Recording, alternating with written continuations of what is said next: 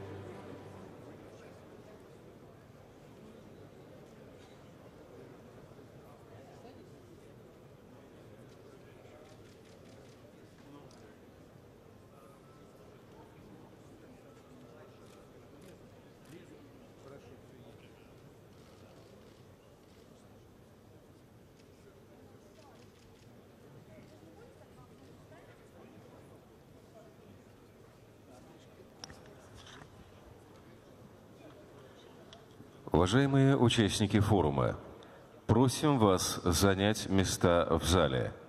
Пленарная сессия начинается. Dear ladies and gentlemen, please take your seats in the hall. The plenary session is starting.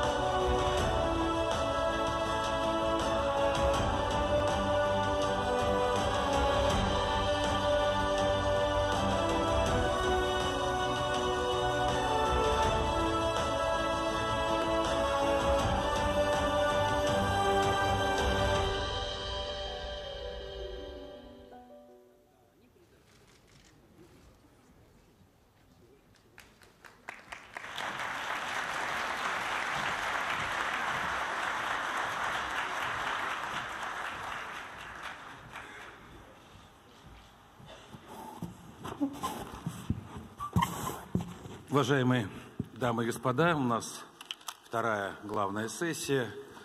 Я сегодня уже говорил о том, что наш форум уже стал форумом традиции, поэтому у нас программа такая же, наверное, как была и в прошлом году. Вы знаете, утром, кто присутствовал здесь, у нас был экономический блок правительства, Центральный банк, представители крупнейшего бизнеса. Сейчас мы ожидаем скоро приезд Владимира Владимировича, но перед этим я бы хотел представить вам других спикеров и наших гостей. Тоже по традиции у нас выступают иностранные гости, иностранные инвесторы. И в частности, я представить бы вам Эму Марчигалия, президент компании Eni. Я думаю, все хорошо знают. Eni – одна из крупнейших итальянских нефтегазовых компаний, работающая в 67 странах мира, включая Россию. Затем я очень рад представить нашего еще одного спикера, господин Кен Моэлис, председатель и главный исполнительный директор компании Moelis & Company из Соединенных Штатов. Это инвестиционный банк, по сути, который тоже активно инвестирует и имеет большое количество клиентов. Акции компании торгуются на бирже в Нью-Йорке, и текущая капитализация составляет порядка $2 миллиардов. Ну, наконец, конечно, наша панель не может быть без представителей Китая, поэтому господин Ван Яньджи, исполнительный директор Совета директоров, президент Silk Road Fund, всем, наверное, хорошо известная, это концепция Silk Road и компания, которая была создана в 2014 году, тоже очень активно работающая в России с российскими компаниями. Поэтому у нас есть небольшое количество времени, чтобы сейчас поговорить и послушать наших иностранных инвесторов до приезда Владимира Владимировича. И первый, наверное, вопрос я бы хотел адресовать Эме Марчигалии. Госпожа Марчигалия, у вас есть большой опыт международный, и, конечно, нам интересно послушать, как вы оцениваете сегодня не только глобальную ситуацию, но и конкретно ваш взгляд на Россию. У вас есть предприятие в России. крупный завод, который построили, трубный, если не ошибаюсь, во Владимире. Вообще, на вашем опыте, что вы можете сказать? Какие позитивные, какие есть проблемы, может быть, в работе вашей компании здесь? Ну и если какие-то прогнозы, связанные с нефтегазовым рынком в Европе, тоже было бы интересно послушать. Я хотел бы сказать, что каждому выступающему 5-7 минут, если для первоначального выступления, то был благодарен, чтобы вложить в это время. Спасибо. Большое спасибо, в первую очередь, большое спасибо, что пригласили меня. Для меня это большая честь, удовольствие быть сегодня здесь с вами. Я постараюсь быть очень краткой. Я постараюсь ответить на ваши вопросы. В первую очередь, моя оценка экономики и экономических сценариев. Я должна сказать, что для сегодняшней компании ситуация не очень простая. Мы сейчас переходим от ситуации, которая началась в 2000-х годах, глобализация, передача технологий, передача идей, распространение финансов. Я думаю, что тогда было очень много оптимистических сценариев, связанных с глобализацией, что мне преуспеет от этого. И, безусловно, глобализация означает увеличение неравенства, это также означает возникновение проблем. Несмотря на это, не нужно забывать, что у нас, соответственно, из-за глобализации примерно 1 миллион человек выбрались из оков бедности. Я не говорю, что глобализация — это плохо, я в это не верю. Я уверена, напротив, что национальная политика должна решить вопросы, связанные с неравенством, с социальным благополучием, благосостоянием. Но сейчас мы наблюдаем ситуацию, когда протекционизм и национализм используются как рецепт успеха. И мы видим, что сейчас развязана торговая война между США и Китаем, и все надеются, что эта война скоро прекратится. И, как вы знаете, торговля сейчас росла на 5-7% в 2018 году в год, а сейчас рост товарооборота только 1%. И таким образом мы переживаем период снижения товарооборота между разными странами мира. Это также означает, и по моему мнению, с корпоративной точки зрения, это порождает много волатильности, много неясности, неопределенности. И это также сказывается негативно на нашу цепочку поставок, потому что вы производите в одной стране, поставляете в другую страну. Ситуация не очень благоприятна, но также мировая экономика и рост мировой экономики от этого страдает. Мы видим, что экономический рост, соответственно, составит только 2,5-2,7%. В прошлом году он составил 3,2%. Очень низкий уровень роста мировой экономики по сравнению с 2009 годом. Это нехорошо. Система производства, знаете, она также страдает от торговой войны. И в Европе, и в Италии, и Германии, как вы знаете, у нас там крупные экспортеры, и торговая война также повлияла на них. И на этом я закончу. Я скажу, что мы сейчас находимся в такой ситуации, когда сложилось очень много неопределенности. Когда возникает ситуация, когда вы даже не знаете решать эти появляющиеся вопросы, особенно когда вы планируете какие-то долгосрочные инвестиции. Я надеюсь, что протекционизм не будет использоваться как решение, как оружие. Мы все работаем в разных странах, и у Европы есть определенная роль, у России есть определенная роль, и мы надеемся, что ВТО решит все эти вопросы, ВТО не работает. И у нас были заключены торговые соглашения с различными странами, между разными странами мира, и, безусловно, нам нужна свободная торговля, но торговля также должна быть справедливой. Это борьба с демпингом, но очень важно сохранить открытость этой системы, потому что когда вы закрываетесь, то, как правило, вы испытываете проблемы в экономике, испытываете проблемы в обмене идеями. Это нехорошо. Поэтому ситуация далека от позитивной. Но, как вы знаете, корпорациям, компаниям всегда приходится находить оптимальный выход из ситуации для того, чтобы расти в ситуации, когда возникает такая неопределенность. Что касается России, безусловно, в такой ситуации мы европейская компания, и как Марчегалия, как вы знаете, я также являюсь представителем правления, главным исполнительным директором компании Марчегалия Холдингс. Итак, что мы можем делать в подобной ситуации? Необходимо укреплять свои позиции там, где вы сильны. Для нас основной рынок — это Европа. Мы работаем над повышением эффективности, мы работаем также над обеспечением устойчивости, роста. также повышаем наши экономические методы хозяйствования, и мы работаем также над инновациями. И я была на предыдущей утренней сессии, мне очень понравилась эта дискуссия, я согласна с предпринимателями, которые говорили, что открытые инновации, обмен инновациями, обмен опытом с другими компаниями, с вашими поставщиками, с вашими клиентами, это действительно то, что нужно делать, и этим мы также и занимаемся. И, безусловно, в подобной ситуации вы не можете предлагать рынку какие-то новые мощности, но нужно, может быть, приобретать какие-то новые мощности. Мы пытаемся расширять свое присутствие в Европе, поскольку там происходит процесс консолидации. Но что мы делаем в рамках международной ситуации? Мы инвестируем туда, где открываются новые хорошие возможности, и также туда, где мы можем получить хорошую долю на рынке. И нет смысла, допустим, оставаться на международном рынке, если у вас нет маркетинговых рычагов. И, допустим, если вы работаете на небольшом рынке, вы не можете зарабатывать деньги. Но если, допустим, вы выходите на рынок, где вы можете получить хорошую долю на этом рынке, имеет смысл инвестировать. Поэтому инвестируем в наш бизнес. В основном это нержавеющий бизнес, нержавеющей стали, производство трубок нержавеющей стали во Владимире.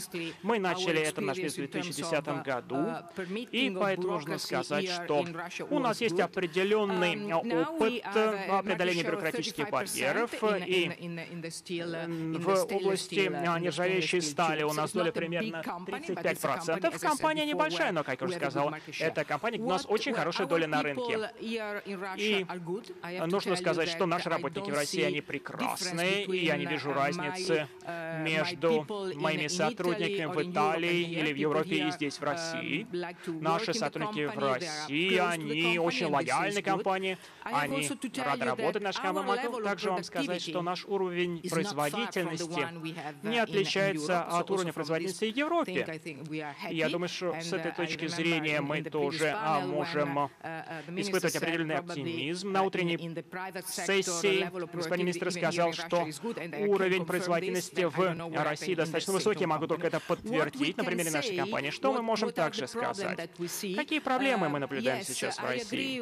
Да, я согласна. Мне кажется, господин Кудрин сказал это, что, возможно, мы наблюдаем, что можно увеличить объем инвестиций в технологии, например, в гидравлику, в станкостроение, в механические технологии. Я бы сказал, что с технологической точки зрения инвестиции в России несколько отстают, поэтому технологический уровень можно повысить, но также это означает, что нам нужно задуматься о том, чтобы увеличить свое присутствие в этой области в России. Необходимы инвестиции в технологии в России, что может очень благоприятно влиять на общую ситуацию в России. И, как я уже сказал, я выступаю за открытый рынок, но я также выступаю за справедливую и равноправную торговлю. Например, производство нержавеющей стали. Нужно сказать, что ситуация сложилась не совсем конкурентоспособной. Например, испытываем давление со стороны Китая, она даже вводит антидемпинговые пошлины, что вполне нормальное явление для рыночной экономики. Технологии очень важны для того, чтобы обеспечить прогресс технологий, также честный, открытый, конкурентный рынок. И, наконец, то, что я могу сказать за последний год.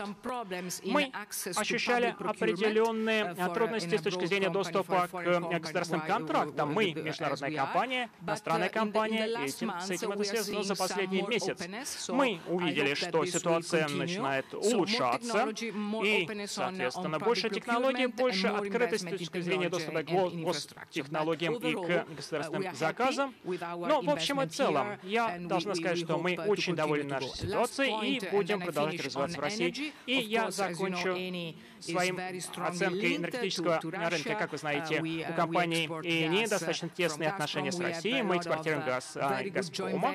Также у нас хорошие СП, к сожалению, за пределами России, потому что из-за ситуации, которая сложилась сейчас, мы не можем работать в сегменте апстрима или геологоразведки и добычи, но мы работаем со всеми крупнейшими российскими компаниями в области нефтяной отрасли, работаем с Лукойлом, и у нас тесные связи с Россией, они очень крепкие. И хотя ситуация сейчас не очень благоприятная из-за санкционного режима, мы все равно остаемся очень близкими близкими к России.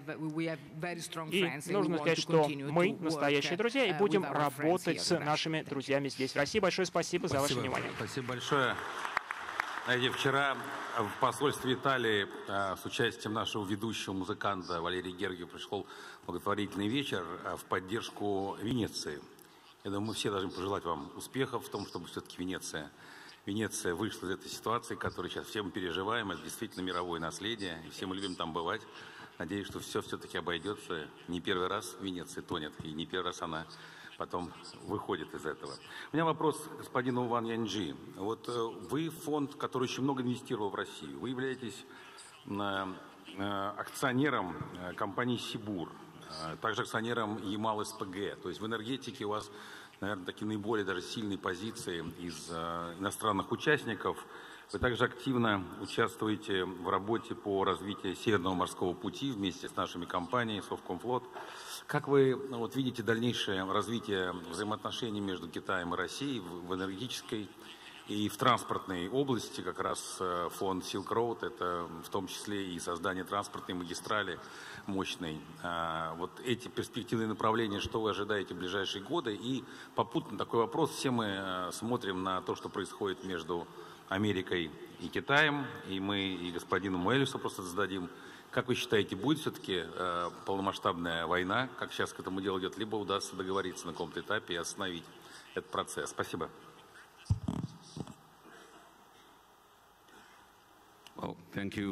Большое спасибо, господин председатель, и добрый день. Для меня большая честь и удовольствие присутствовать на этом форуме. И я кратко выступлю на эту тему и постараюсь быть точным.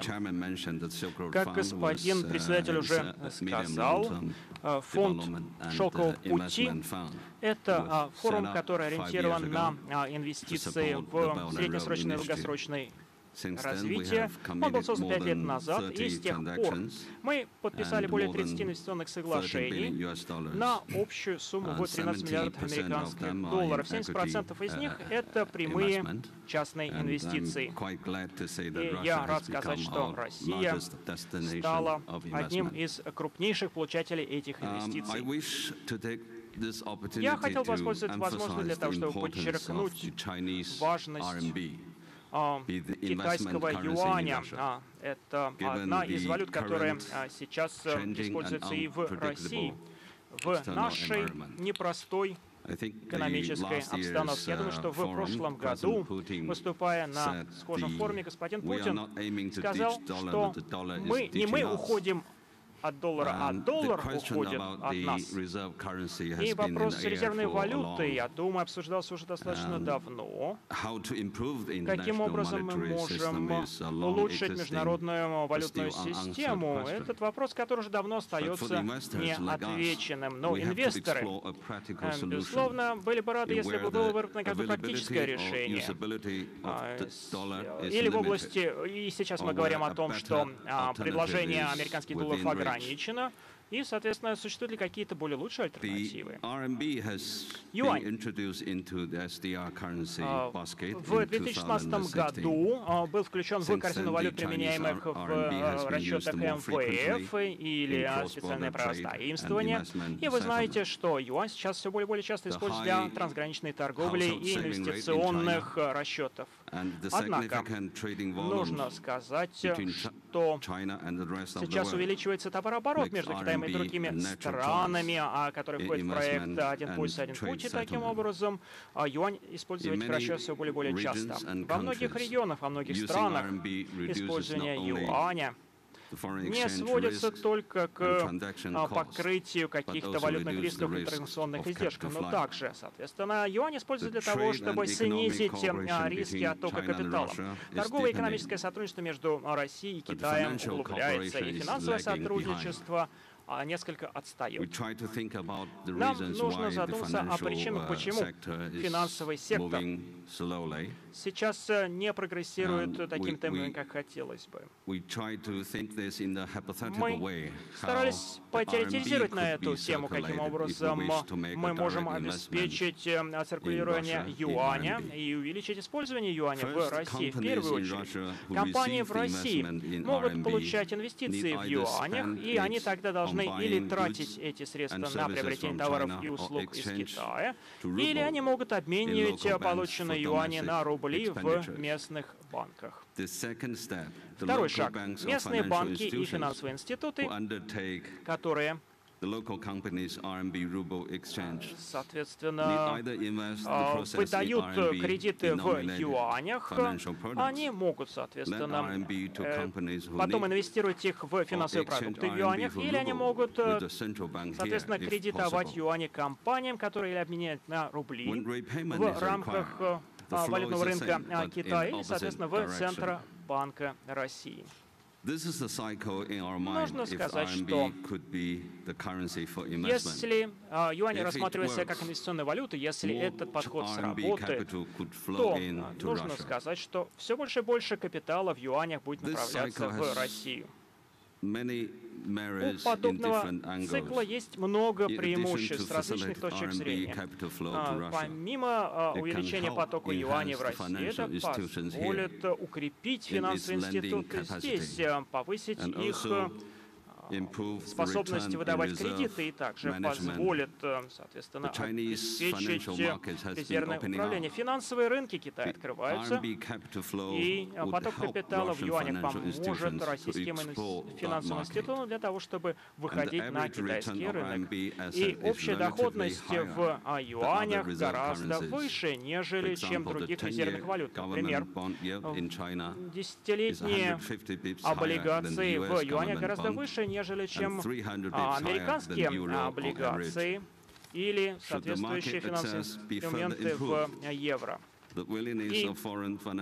нужно сказать, что по мере того, как, соответственно, будет улучшаться ситуация экономическая, будет увеличиваться аппетит на приобретение инструментов в юанях.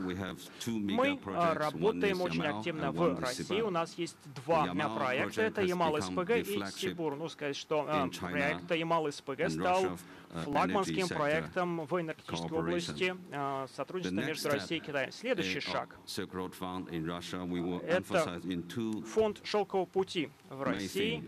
Будет ориентироваться на двух основных моментах. Первый — инвестиции в юанях. И нужно сказать, что мы достаточно успешно реализуем прямые частные инвестиции и осуществляем кредитование в юанях на странах Ближнего Востока и Узбекистане. Соответственно, мы будем работать с нашими российскими местными партнерами для того, чтобы посмотреть, насколько можем реализовать этот же подход и в России. Во-вторых, в дополнение к этому, к работе в области энергетики, мы хотели бы пойти дальше и попробовать свои силы в области строительства инфраструктуры и сельского хозяйства. Уже упоминались морские транспортные проекты, которые мы не хотели бы оставлять. Нас очень интересует сельское хозяйство. Китай импортирует сельхозпродукции на 137 миллиардов долларов. Это цифра прошлого года.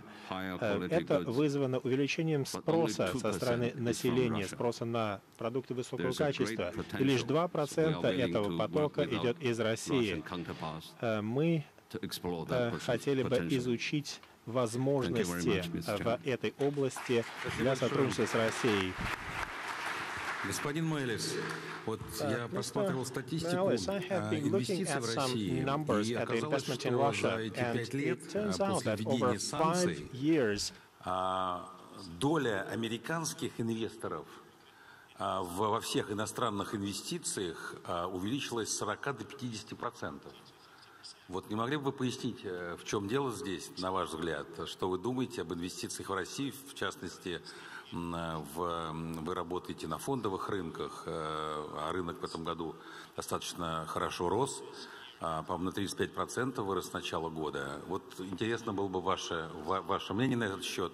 И тот же вопрос, что я и задавал нашему коллеге из Китая, все-таки, что у нас будет с торговой войной и удастся ли все-таки избежать, потому что в конечном итоге мы все пострадаем от этого, и поэтому, в общем-то, все переживаем. Без злорадства, наоборот, как бы сочувствием с большим.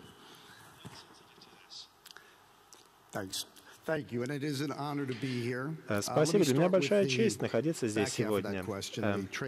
Давайте я начну с вопроса о торговой войне, о снижении торговых операций. Я 40 лет занимаюсь этим бизнесом. И инвесторы часто делают ошибки в оценке рынка, часто делают подобные ошибки и политики. Зачастую они связывают события неправильным образом. И я думаю, что сейчас мы говорим о торговых войнах и обвиняем во всем деглобализацию и политические течения. По сути, это все было неизбежно, и все началось еще 10 лет назад. Когда стали расти цифровые технологии, когда примерно вышел первый iPhone, за 60 лет после Второй мировой войны мы шли по пути глобализации. Мы использовали разницу в заработной плате в разных регионах мира, и мы переносили все наши мощности по производству в Японию, потом в другие регионы, в разные регионы. Мы строили там свои промышленные предприятия, заводы. Опять же, дешевая электроэнергия. Это еще одно важное соображение. Снижаются цены на перевозку. И вдруг 10 лет назад растут цены на энергию, растут тарифы на перевозки. И сразу мы видим процессы роста цифровых технологий. Я считаю, что бизнес стал более глобальным, но при этом мы видим процесс локализации. В Соединенных Штатах, в Бразилии, в Индии, в других странах мира мы видим процессы национализации. Мы видим, что это отражает пожелания населения. Я читал об этом. Об этом писал руководитель Unilever. Чем больше идет глобализация, тем больше люди хотят локализации. Посмотрите на такие компании, как Amazon. Сотни миллионов долларов тратятся на то, чтобы обеспечить систему доставки. Но что за этим стоит? Что стоит за котировками компаний? Это способность поставить товар в тот же день на местном рынке. Распространение этих систем доставки до вашей двери за полчаса. Все это приводит к тому, что растут компании, которые занимаются доставкой. Люди хотят питаться в ресторанах, которые находятся неподалеку от их дома. И это объясняет доминирование местных спортивных команд и мероприятий. Сегодня многое изменилось. Раньше человек ассоциировал себя со своей страной, со своей религией, а сегодня интересы привязываются к более конкретным местным объектам. И этот процесс продолжится. Трехмерная печать. Это еще одна технология, которая играет в этом же направлении. Технологии трехмерной печати смогут серьезно трансформировать производственные цепочки. Швейцарские национальные гвардейцы защищают Ватикан. Они используют специальные шлемы, которые изготавливаются на 3D-принтерах. У вас, насколько я понимаю, особый гость на подходе. Я не буду занимать более времени. Так вот, я полагаю, что происходит сейчас в политике? Идет большое количество обсуждений, разговоров. Говорят о национализме, о популизме, о протекционизме. И, с одной стороны, это идет от людей, это идет от рынка. И в результате политики они идут по течению. Идут в том направлении, которое является более популярным. Зачастую они идут за рынками. Что касается отношений США и Китая, я хочу сказать лишь следующее. Я надеюсь, если есть решение, которое будет полезно для мировой торговли, мы хотели бы, чтобы мировая торговля вернулась к прежним позициям. Я думаю, что цепочки поставок будут короче, технология будет развиваться и будет создавать более привлекательные условия для производства на местном рынке. Стоимость электроэнергии будет затруднять перевозку товаров на большие расстояния. Очень важной задачей становится снижение издержек на перевозку. Люди хотят потреблять те товары, которые произведены на месте, недалеко от них. Я думаю, что эта тенденция будет продолжаться в следующие 20 или даже 30 лет. Спасибо большое, дорогие гости. Мы ожидаем нашего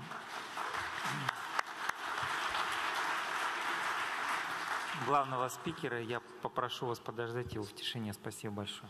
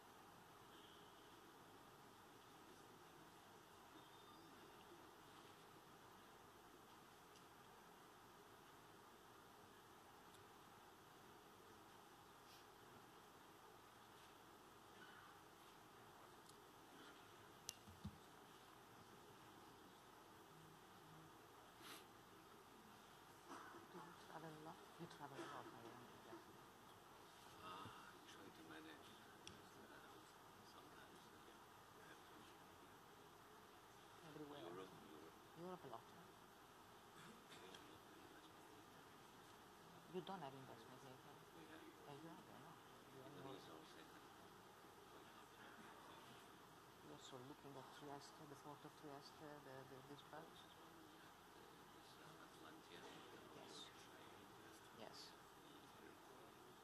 have what?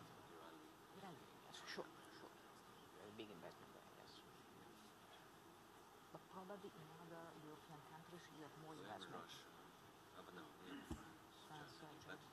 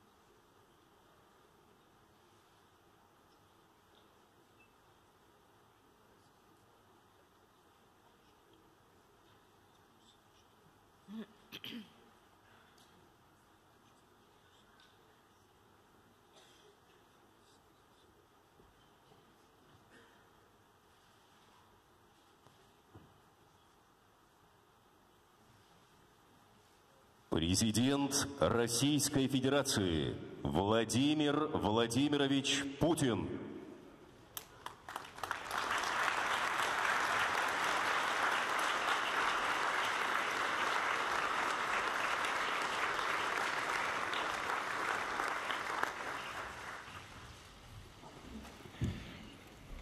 Добрый день, уважаемые друзья, дамы и господа. Позвольте поприветствовать в Москве всех гостей и участников форума «Россия зовет». По традиции он собрал отечественных и зарубежных бизнесменов, инвесторов, экспертов самого высокого уровня и ранга для того, чтобы открыто, профессионально поговорить, обсудить актуальные темы деловой повестки, рассмотреть основные тенденции в экономике России. Главным образом в экономике России, но, безусловно, этого нельзя делать без отрыва от тех процессов, которые развиваются в мировой экономике. В своем выступлении, в своем вступительном слове хотел бы кратко остановиться на том, как мы видим текущую ситуацию. И в этом контексте обозначить задачи, которые стоят перед нашей страной. Те цели, которые мы формулируем как ключевые для национального развития. Несмотря на снижение темпов глобального роста, в России сохраняется позитивная экономическая динамика. В прошлом году прирост ВВП составил 2,3%. За 3 квартала текущего года он скромнее, мы это все с вами хорошо знаем, и 1,1%. Но со второго полугодия, по оценкам Минэкономразвития, отмечается определенное ускорение роста. Что касается рынка труда, то сокращается безработица. В среднем за январь-сентябрь она составила 4,6% экономически активного населения. Это самое низкое, я хочу это подчеркнуть, самое низкое значение в современной истории России. Особое внимание хочу обратить на динамику инфляции. Текущий рост потребительских цен 3,6%, а в начале будущего года мы вполне можем увидеть цифру в 3% и, может быть, даже ниже. Вместе с тем, снижение инфляции происходит быстрее, чем мы ожидали. И здесь есть определенные риски для оживления экономики, для динамики совокупного спроса. Нужно, и мы будем держать этот вопрос, разумеется, на постоянном контроле, в постоянном контакте по этому вопросу. Мы будем находиться с правительством, с Центральным банком, уважая их предусмотренные законом права и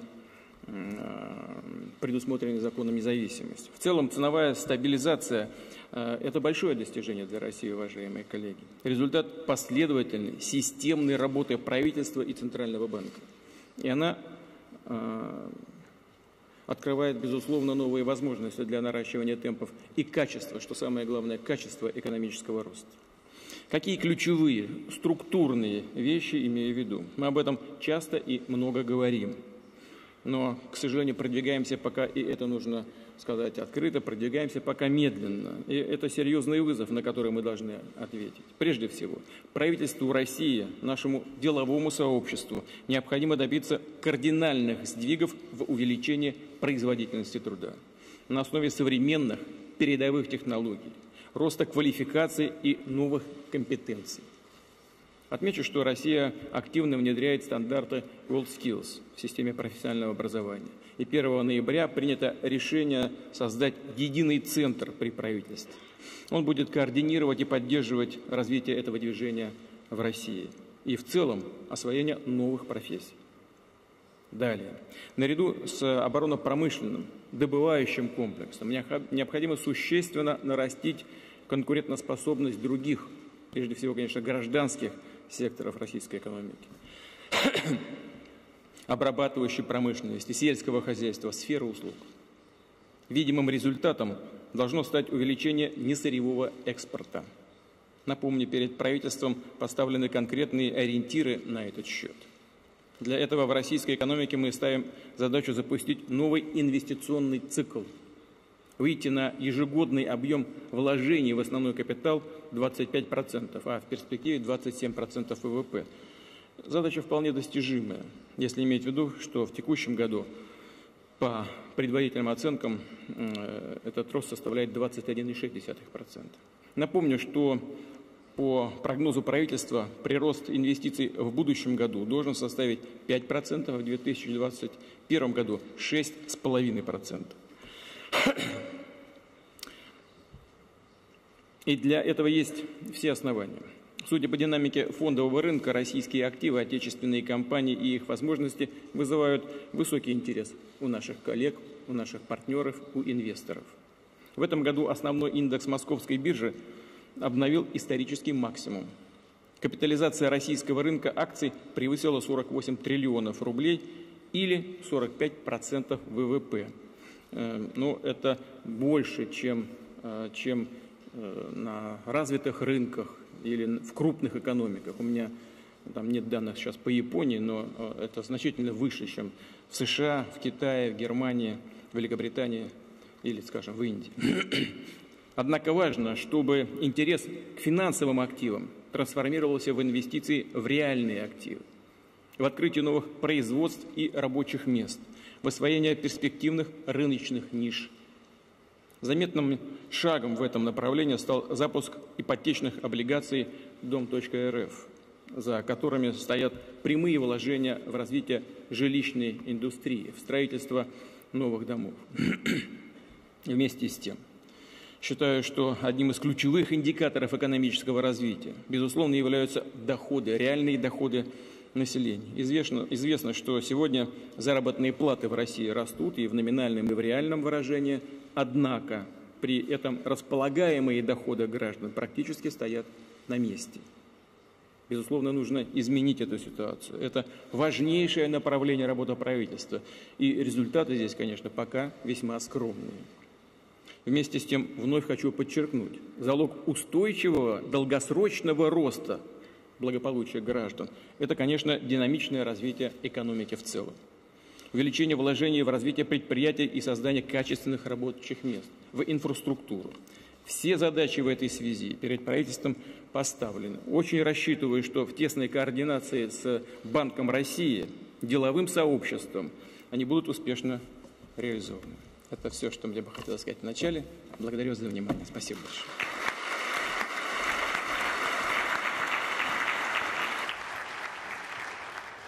Уважаемый Владимир Владимирович, прежде всего хочу вас поблагодарить за то, что вы вновь на нашем форуме. Это всегда центральное событие и, конечно, притягивает многих людей. Я хочу вам доложить, что у нас участников форума в этом году 2500, из которых 600 приехали буквально из всех стран, из разных, со всех континентов.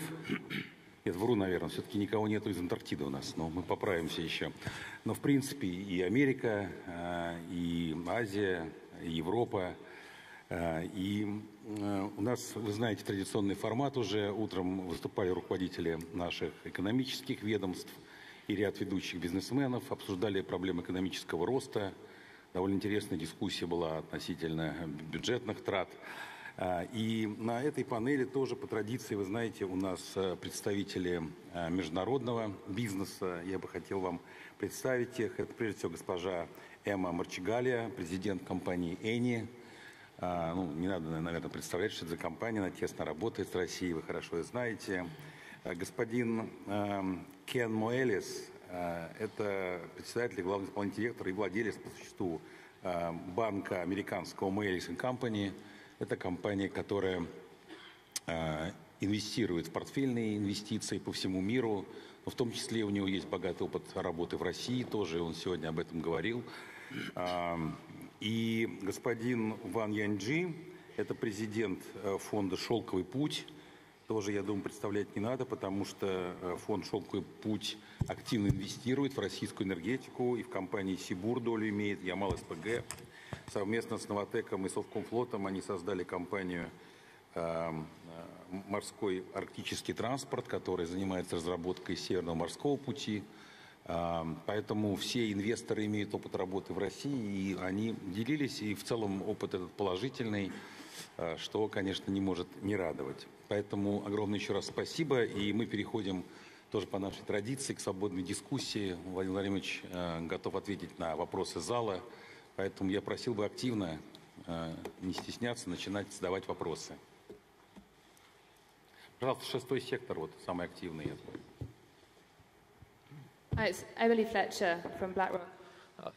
Спасибо, BlackRock. В начале этого года Россия начала полноправную разработку национальных проектов и выделены большие финансовые ресурсы.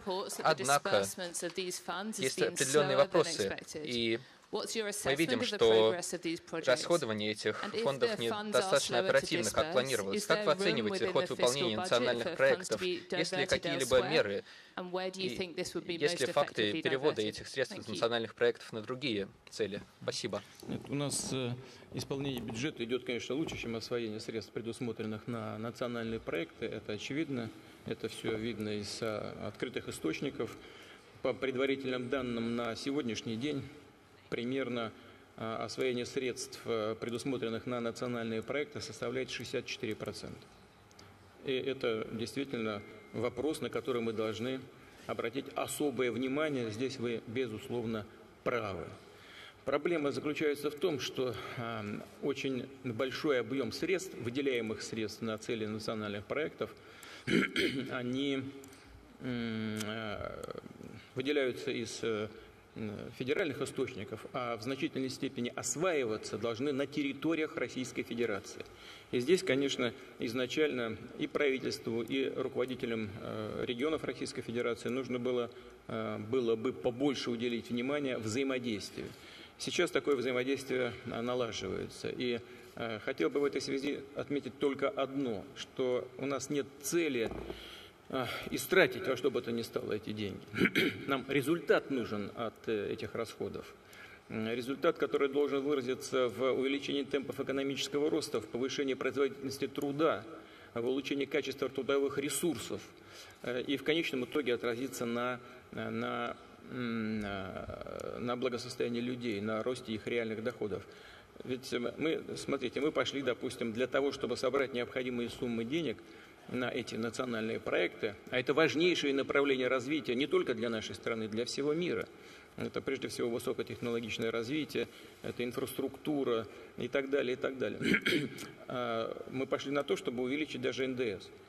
И, конечно, для нас чрезвычайно важно, чтобы эти средства, которые мы собрали для реализации национальных проектов, были истрачены эффективно. Вот это самое главное, над этим мы и будем работать. Спасибо.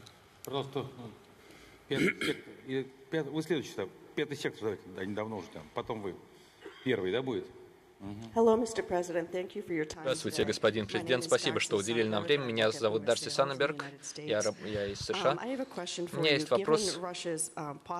Учитывая положительный торговый баланс России и хорошие фонды в Фонде национального благосостояния, и снижение национального долга. Можете ли вы, есть ли границы наращивания средств ФНБ, как планируется их использовать? Да, действительно, у нас эти показатели находятся по сравнению с другими странами мира в очень хорошем состоянии, может, даже в наилучшем состоянии.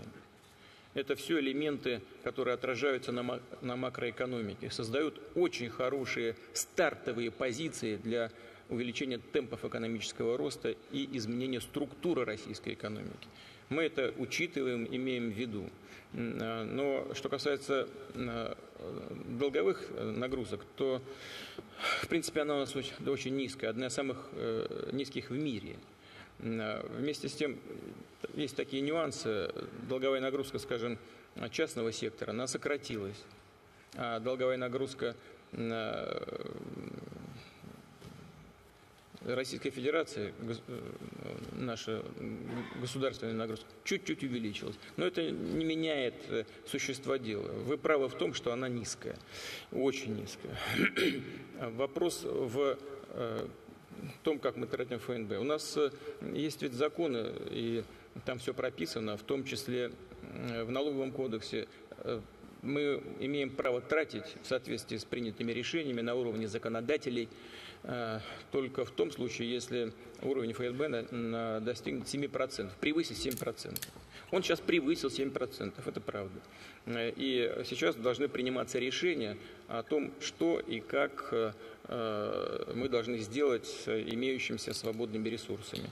Но в соответствии с действующим законодательством эти средства должны направляться на проекты на возвратной основе. Это должны быть, конечно, прежде всего инфраструктурные проекты, которые дают отдачу для всей экономики. Вот над этим мы сейчас работаем, над этим думаем, и я думаю, что уже такие решения принимаются. Кстати, 7% преодолены, даже вот эта планка в 7% даже по свободной части наших ресурсов, наших накоплений. Поэтому у нас есть все основания сделать шаг, предусмотренный законом. Уже, в принципе, проекты выбираются, они в общем и целом находятся в большой стадии проработки. Вот в таком ключе и будем действовать дальше. Конечно, мы будем смотреть, как наполняются эти фонды, как в перспективе ближайшей это все будет смотреться. Ну, будем действовать очень аккуратно. Разбрасываться деньгами не будем. Но, естественно, мы должны думать и о такой важнейшей составляющей, социально-экономической составляющей, как доходы, реальные доходы граждан страны. Повторяю, разбрасываться такими средствами из таких источников бессмысленно, потому что они исчерпаемы, если действовать неаккуратно. Но для того, чтобы толкнуть развитие экономики и на этой базе дать какой-то социальный эффект, мы, конечно, вот должны и будем это делать. Пожалуйста, кто? Вот первый сектор, да? Спасибо. Андрей Леонидович, спасибо. Вы хозяин мероприятия. Можно у меня два вопроса, можно я два вопроса задам? Оба интересные. Я в прошлом году промолчал. Да, тут настоящий хозяин пришел, правда, Владимир Владимирович, поэтому я так у него помощником буду, ладно? Если настоящий хозяин не против, конечно. Владимир Владимирович, добрый день. Приятно вас снова здесь видеть. 4,5 года назад вы подписали указ о передаче блокирующего пакета Башнефти из федеральной собственности Республики Башкирия, а спустя год Роснефть приобрела контрольный пакет, и таким образом 60% сейчас акций у Роснефти, а 40% у других акционеров, прежде всего у Башкортостана. Ну, казалось бы, пришел эффективный собственник, но, видимо, что-то пошло не так, потому что за эти годы добыча Башнефти упала на 13%. Все продажи сейчас идут через торговый дом Роснефти, условия расчетов ухудшились, они в 2 раза хуже, чем среднеотраслевые, выплаты акционерам уменьшились. Было 50% от чистой прибыли, теперь 27%. Ну, акционеры получили 79 миллиардов дивидендов за этот период, а Роснефть должна Башнефти 84 миллиарда, и еще 35 миллиардов лежит на депозитах, конечно, в дочернем банке Роснефти. То есть это в 1,5 раза больше, чем то, что получили дивиденды. Можно вопрос? Вопрос. Как вот вы смотрите на такого рода ситуацию, и, ну, может быть, вы что-то могли бы посоветовать вновь избранному главе Башкирии, как руководителю крупнейшего миноритарного акционера Башнефти? Спасибо. Что касается... У вас еще второй вопрос, да, насколько я помню? Что касается ситуации в Башнефти, то я думаю, что это справедливо, когда значительная часть пакета перешла в собственность республики, чего раньше не было. Что касается работы конкретно компании, то, конечно, здесь нужно погрузиться просто в реалии происходящих там событий. Ну, это у нас много компаний, я не могу погрузиться в каждую из них, и нет такой цели. Почему? Потому что Роснефть, хоть и компания с преимущественно государственным участием, но она работает в рынке, и она подчиняется решениям, которые принимаются акционерами и на общих собраниях, и исполнительными органами. Государство не вмешивается в текущую деятельность компании. Насколько я помню, Башнефть всегда отличалась тем, что у нее были хорошие перерабатывающие мощности, но всегда были проблемы с добычей. И то, что добыча там упала, на мой взгляд, не погружаясь в проблему и не зная там деталей, что называется, на уровне первой сигнальной, так сказать, реакции. Видимо, это такие застарелые проблемы, которые были и связаны со сложностями в области добычи. Но все остальное, связанное с финансовым состоянием компании и так далее, на это нужно, конечно, посмотреть. А по поводу активной позиции Республики Башкортостан, я хочу вас заверить, что она и всегда была активной, и прежний руководитель уделял этому очень серьезное внимание. Надеюсь, что и новый руководитель также будет к этому относиться, как к такому активу, который может серьезным образом влиять на социально-экономическое положение республики. Могу вот подтвердить, как банк, тесно работающий с Роснефтью, что положение компании очень хорошее, работа эффективная, финансовое состояние очень устойчивое. А так почему-то американцы задают хорошие вопросы, а русские плохие, я не знаю. Давайте сейчас буду выбирать. Спасибо большое. У нас здесь нет хороших вопросов, ни плохих, у нас нет хозяев, у нас нет подчиненных. Мы здесь все в равном положении, несмотря на то, что нас загнали, как называется у вас? Сюда? На панель. Вот. Нет. Лучше на подиум, скажем, на подиум. На подиум. Да. Давайте второй вопрос, пожалуйста. Да. Так, 4-й сектор, пожалуйста. Андрей Леонидович, позитивный вопрос, не волнуйтесь. Смотрите.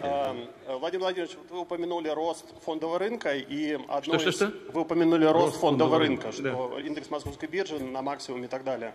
И важнейшая составляющая этого роста – это то, что произошло с компанией «Газпром» в этом году. Вы знаете, дивиденды более чем удвоились, скоро, наверное, будет новая дивидендная политика в начале декабря.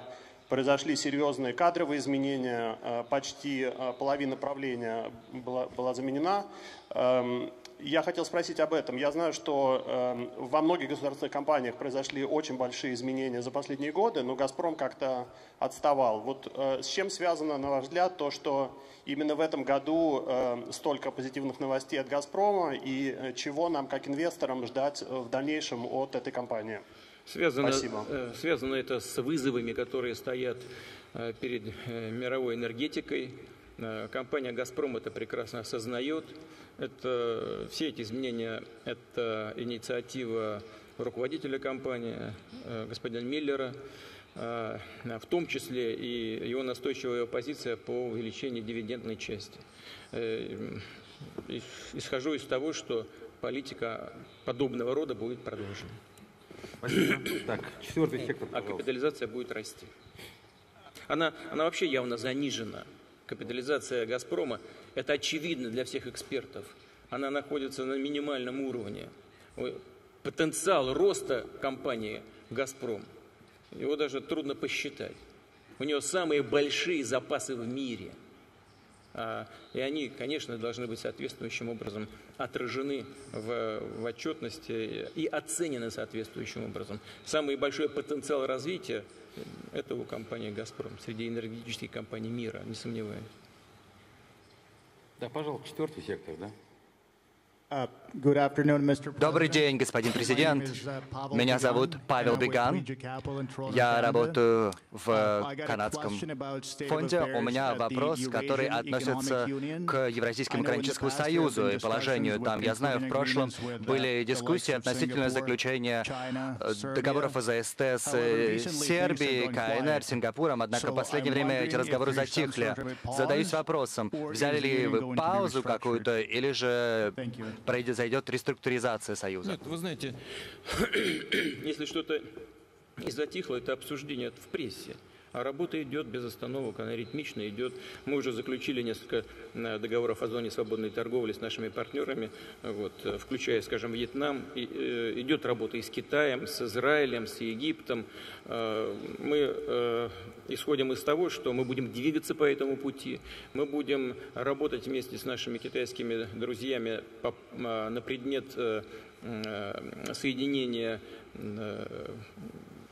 масштабного китайского проекта в экономической сфере «Один пояс, один путь» и Евразийского экономического союза. У нас созданы соответствующие механизмы для того, чтобы вместе работать на экспертном уровне. Это непростая работа, мы все прекрасно отдаем себе в этом отчет. И государства-члены Евразийского экономического союза, конечно, тщательно должны анализировать, какие группы товаров, на каких условиях будут поступать на наш рынок общий. Каковы будут последствия от поступления этих товаров на наш рынок, что мы получим взамен от того, что либерализуем доступ на наш рынок товаров и услуг из других стран. Это сложная экспертная работа, результат которой должен быть тщательно сбалансирован. Мы с вами все это прекрасно понимаем. Но работа идет, и мы обязательно будем двигаться в этом направлении. Соседка слева, Эмма хотела вопрос. Спасибо большое. Господин президент, спасибо вам большое. Я хотела бы понять, какова ваша оценка относительно энергетического перехода, который мы наблюдаем сейчас. В любом случае, мы считаем, что мы должны соответствовать Парижскому соглашению, мы сокращаем выбросы, мы также инвестируем в возобновляемые источники энергии, в новую технологию. Однако мы считаем, что нефть и газ, в особенности газ, по-прежнему будут играть значительную роль. Как вы знаете, в Европе и в Раде НПО говорится о том, что газ не будет использоваться в будущем, однако, я полагаю, мы все согласны, что это, конечно, неправда, и газ не уйдет. Я хотела бы узнать вашу оценку положения в этой сфере, и также хотела бы узнать, что вы думаете относительно геополитической обстановки, в особенности на Ближнем Востоке. Вы сыграли колоссальную роль в улучшении обстановки там. Считаете ли вы, что все разрешено? Какая будет обстановка там в ближайшем будущем? Спасибо. Смотрите, наша цивилизация достаточно активно развивается. И мы никто не хотим, чтобы в конечном итоге, как результат этого развития, все мы опять оказались в пещерах. Или в результате экологического коллапса, либо в результате каких-то других непредвиденных обстоятельств. Поэтому мы, разумеется, как ответственные люди, и мы в России считаем себя именно таковыми, мы будем стремиться к тому, чтобы баланс нашей, во всяком случае в России, нашей энергетики был как можно более зеленым. На самом деле, сегодня российский энергобаланс является одним из самых зеленых в мире. Я имею в виду несколько обстоятельств. Если посмотреть на структуру нашей энергетики, то мы увидим там значительную часть гидроэнергетики, атомной энергетики и газовой генерации. Обращаю ваше внимание на то, что в значительной степени сегодня на экологию во многих странах мира оказывает топочный уголь, который является сейчас самым массовым энергоносителем, первичным энергоносителем в мире. Больше всего угля сжигается для получения тепла. Вот. В этом смысле, скажем, пренебрежение таким самым чистым углеводородом, как газ, на мой взгляд, является абсолютно странным, потому что это самый чистый углеводород. Это, вот, когда продвигают вот, идеи подобного рода, мне кажется, что человечество может опять оказаться в пещерах, но только по причине того, что не будет ничего потреблять.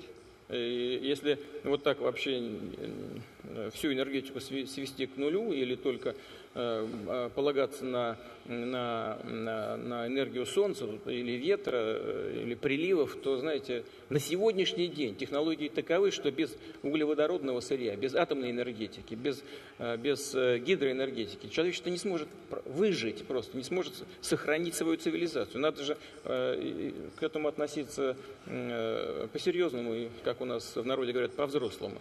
Когда продвигаются идеи подобного рода, о которых вы сейчас сказали, то мне кажется, что здесь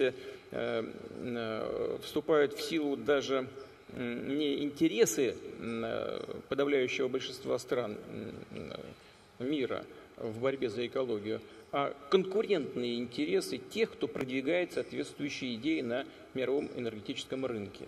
Вот эти люди ловко встраиваются в сегодняшние тенденции общественного сознания и пытаются ввести нас всех как какой-то блуд и в заблуждение. Надо исходить из реалий, повторяю еще раз. Но, конечно, нужно концентрировать ресурсы на развитии возобновляемых источников, водородных источников, скажем, и других, чистых, и тех, которые сохранят природу на многие-многие тысячелетия вперед для будущих поколений. Так, второй сектор, наверное, еще не был у нас.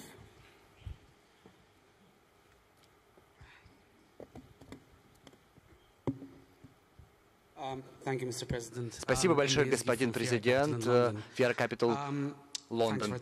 Спасибо большое за то, что согласились ответить на мой вопрос. В настоящий момент макроэкономическая стабильность в России базируется на жесткой денежно-кредитной политике, которая преследовали в течение многого времени. Однако это создавало, конечно, давление на рост, на агрегированный спрос. Как вы считаете, что можно было бы сделать для того, чтобы содействовать росту в среднесрочной перспективе в России, помимо национальных проектов, о которых уже говорилось сегодня, и которые пока что не слишком хорошо идут вперед? Ну, смотрите, мы здесь оригинальностью не отличаемся. И если мы говорим о необходимости таргетирования инфляции, сдерживания инфляционных процессов, создания макроэкономических условий для роста, то мы делаем все то же самое, что делают во всех других странах мира, которые ставят перед собой, или ставили перед собой цель таргетирования инфляции. Вопрос для нас конкретно в другом. Насколько соответствует уровню и структуре экономики вот такие жесткие последовательные действия Центрального банка. Это камешек, так сказать, в огород Банка России, прежде всего. Мы это прекрасно понимаем, знаем это. Первое, на что хотел бы обратить ваше внимание, заключается в том, что, несмотря на всякие россказни об отсутствии демократических институтов в России, у нас такие существуют и в политической сфере, и в сфере экономики, в общественной жизни, в общественном сознании. Что касается экономики, то соответствующим законами предусмотрено исключительные права и Банка России, и правительства Российской Федерации. И они в диалоге между собой выстраивают соответствующую макроэкономическую политику и денежно-кредитную политику. Конечно, денежно-кредитная политика должна соответствовать, и это самое главное, реалиям макроэкономической ситуации. Значит, конечно, еще раз хочу употребить это слово, задним числом мы все умные, и некоторые эксперты говорят, ну вот Банк России мог бы к этим 6,5% ключевой ставки прийти раньше, не вчера, не позавчера, а значительно раньше, где-то там хотя бы в первом квартале текущего года. Ну, наверное, это можно было бы сделать, и, наверное, это бы сказалось на темпах роста. Но Банк России проводит самостоятельную политику, он имеет на это право и пользуется этим правом в полном объеме. И в этой связи хотел бы что сказать, что я не могу не согласиться с Банком России в том, что у нас очень много непрогнозируемых рисков. И Центральный банк действовал консервативно. Может быть, в чем-то избыточно консервативно. А может быть и нет, потому что мы не знаем. Видите, вот сейчас моя коллега слева упомянула о вкладе России, скажем, в стабилизацию мировых цен на нефть. Соответственно, на очень многие другие ресурсы, связанные с энергетикой. Значит, а если бы этого не произошло? Какие колебания возникли бы на мировых рынках и как это отразилось бы на доходах бюджета Российской Федерации? Поэтому думаю, что в целом ситуация у нас точно совершенно находится под контролем. И правительство и Банк России с точки зрения проведения и денежно-кредитной, и макроэкономической политики, вот оценка, безусловно, удовлетворительная. Что можно сделать для того, чтобы все-таки добиться тех целей по поводу темпов экономического роста, о которых я говорил? Ну, у нас много здесь инструментов. Вы просили меня не упоминать про национальные проекты, хотя нельзя не сказать, мы рассчитываем, что только в среднесрочной перспективе, не с первых шагов, а в среднесрочной, будет соответствующий эффект. На что мы рассчитываем в целом? Ну, скажем, мы должны перейти к развитию и переходим к развитию высокотехнологичных отраслей производства, к цифровизации, к искусственному интеллекту. По данным экспертного сообщества, только внедрение этих инноваций может дать ежегодно прирост 1% роста, 1 процентный пункт роста в год. Так? Затем мы идем по пути сокращения, улучшения делового климата и сокращения административных процедур. Но вы знаете, наверняка здесь подавляющее большинство людей знает о том, что принято решение по так называемой гильотине административной, и устранение избыточных ограничений в этой сфере, которые мешают развитию. То же самое касается, здесь мы тоже об этом говорим, недавно были приняты даже соответствующие решения по улучшению работы правоохранительной системы. Мы видим здесь проблемы определенные и будем над этим работать. Я уже упоминал в своем выступлении следующий параметр – это повышение качества трудовых ресурсов. Вот это WorldSkills – это только одно из направлений. У нас целая система подготовки кадров и создается и по другим направлениям, кроме WorldSkills.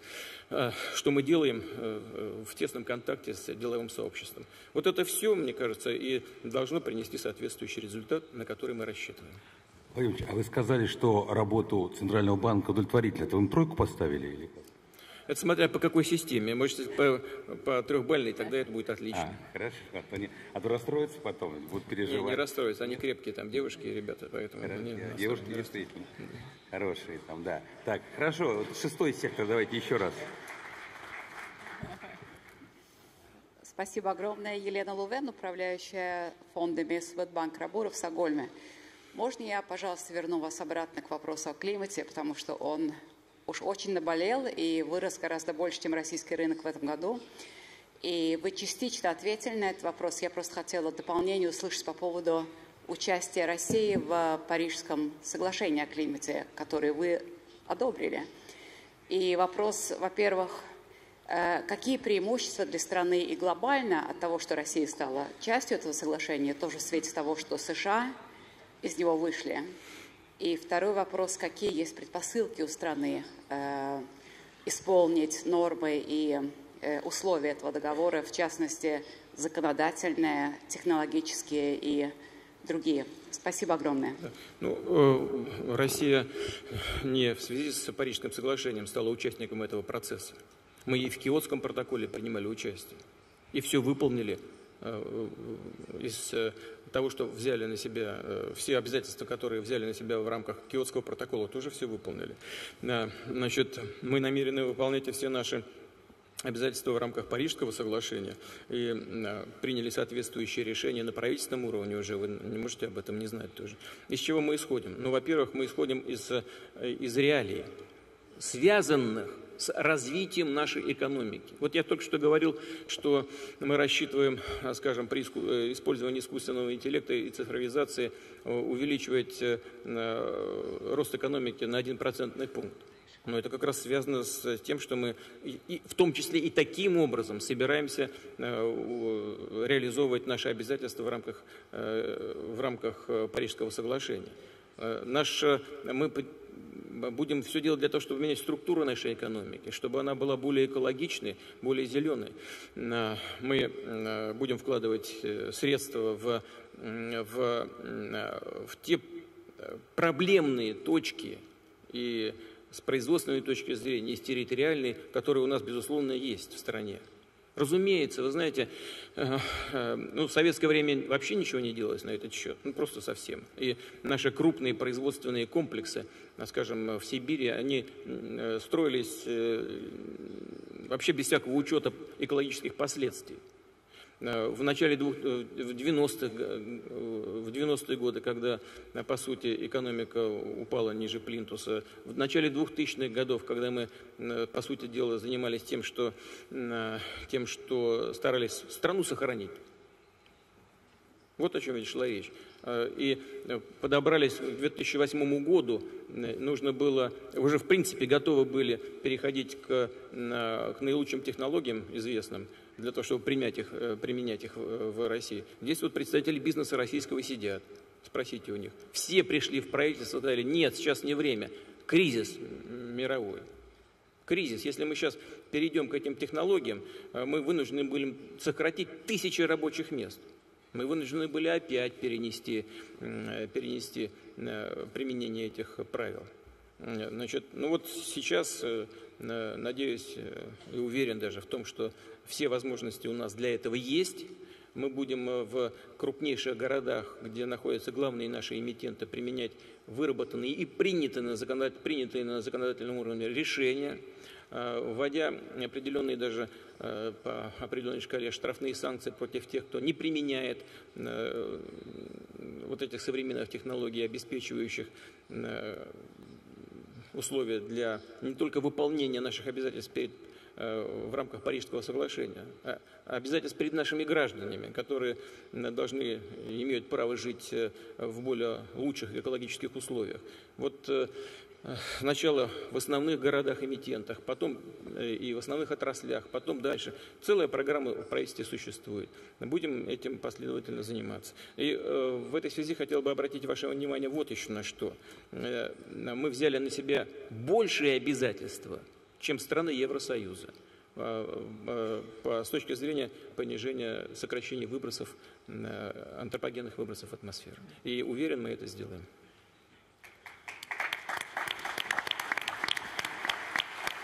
Пожалуйста.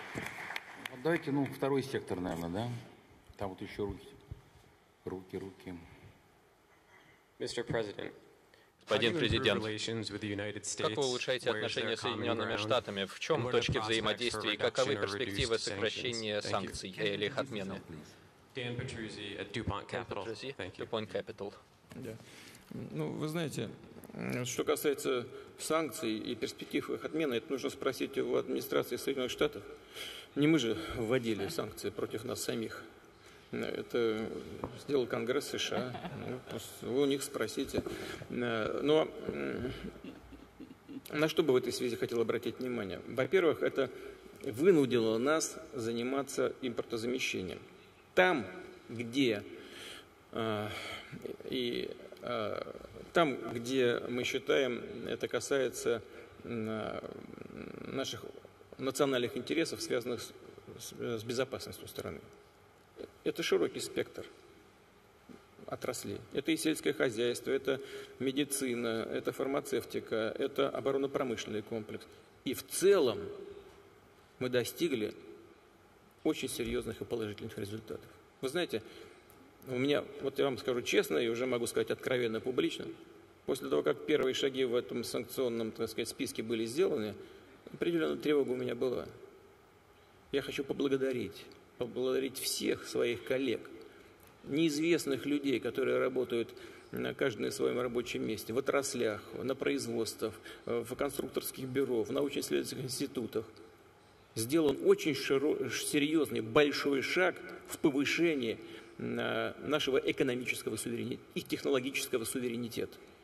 И в этом смысле все эти ограничения пошли на пользу нашей экономике. Но есть, конечно, и минусы. Они являются минусами для всех. Ну, просто они исчисляются миллиардами долларов. Скажем, для Европы, по-моему, там по подсчетам самих европейцев где-то 50 миллиардов, что ли, они насчитали потерь.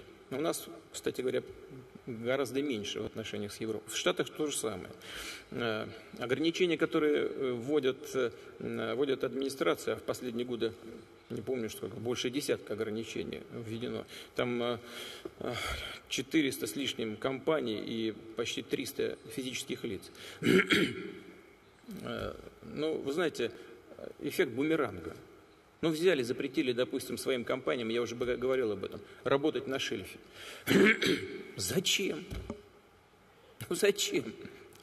Компании вложили определенные средства в тот или иной проект и вынуждены были потом уйти из этих проектов с потерями. Кого наказали-то? Сами себя и наказали, в ногу себе выстрелили и все.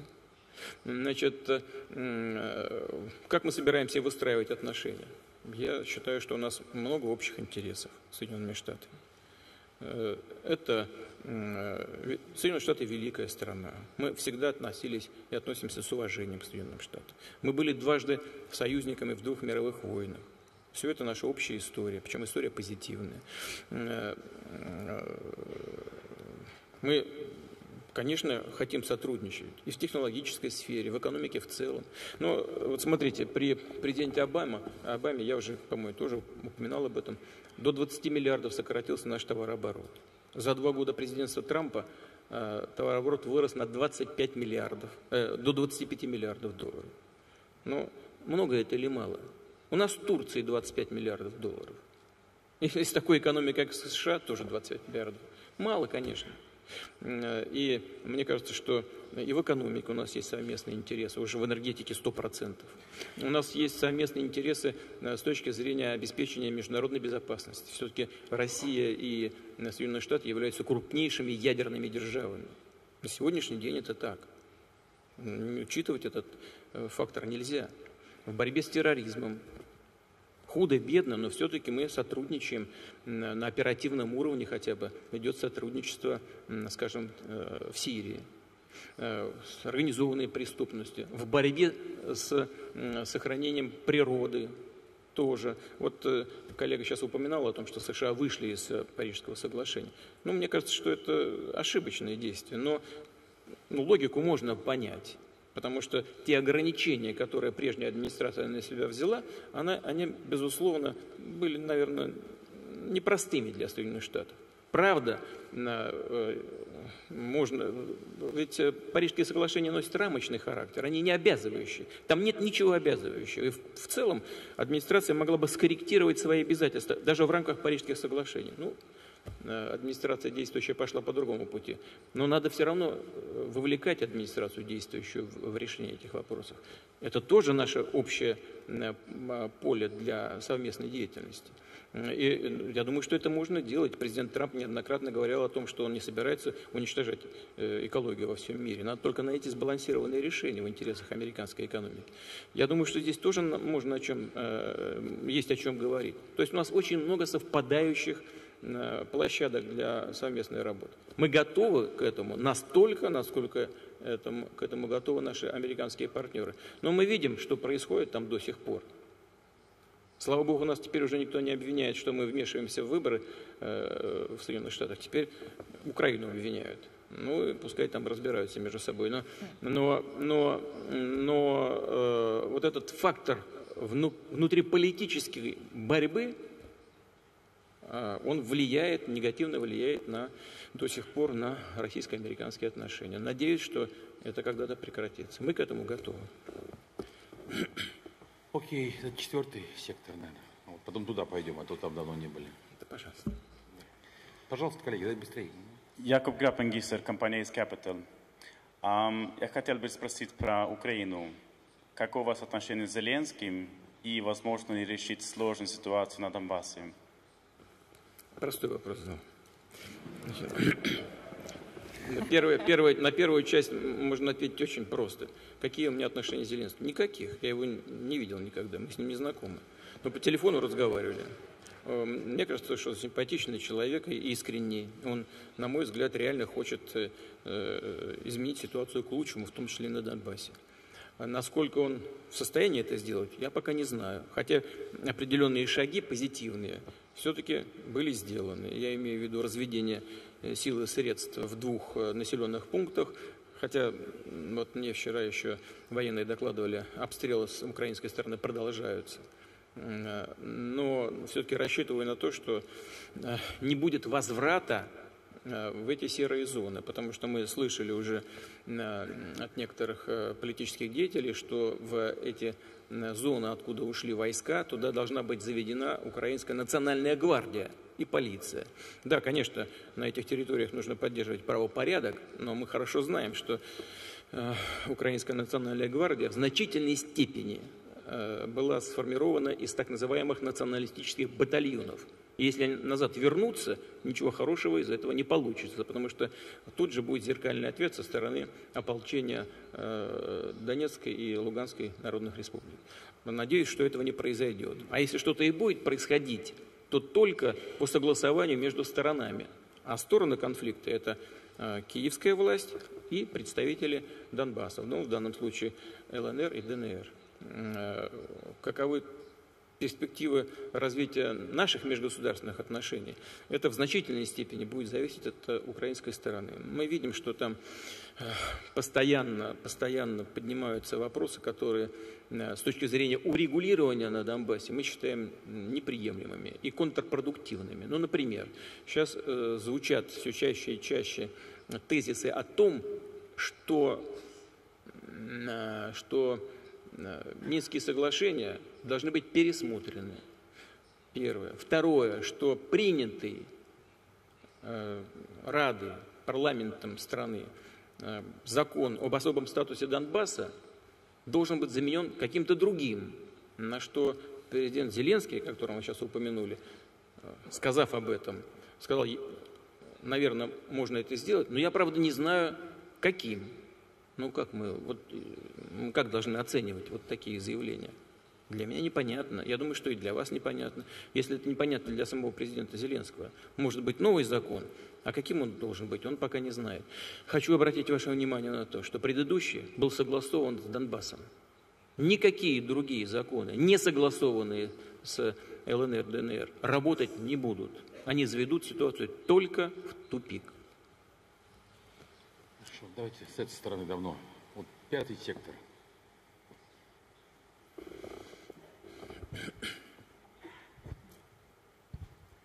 Спасибо, Алексей Леонидович. Меня зовут Кристофер Гранвилл из инвестиционно-аналитической компании TS Lombard. Я тоже член совета директоров Baring Emerging Europe. Британская инвестиционная компания вкладывает десятки миллионов долларов в акции российской компании. У меня вопрос как раз, я хотел бы дополнить предыдущие вопросы о тревожном явлении изменения глобального климата. Кстати, все предыдущие вопросы от женских участников нашего форума, так что я добавлю мужской голос, как раз спрашивая о макроэкономическом аспекте этого вопроса.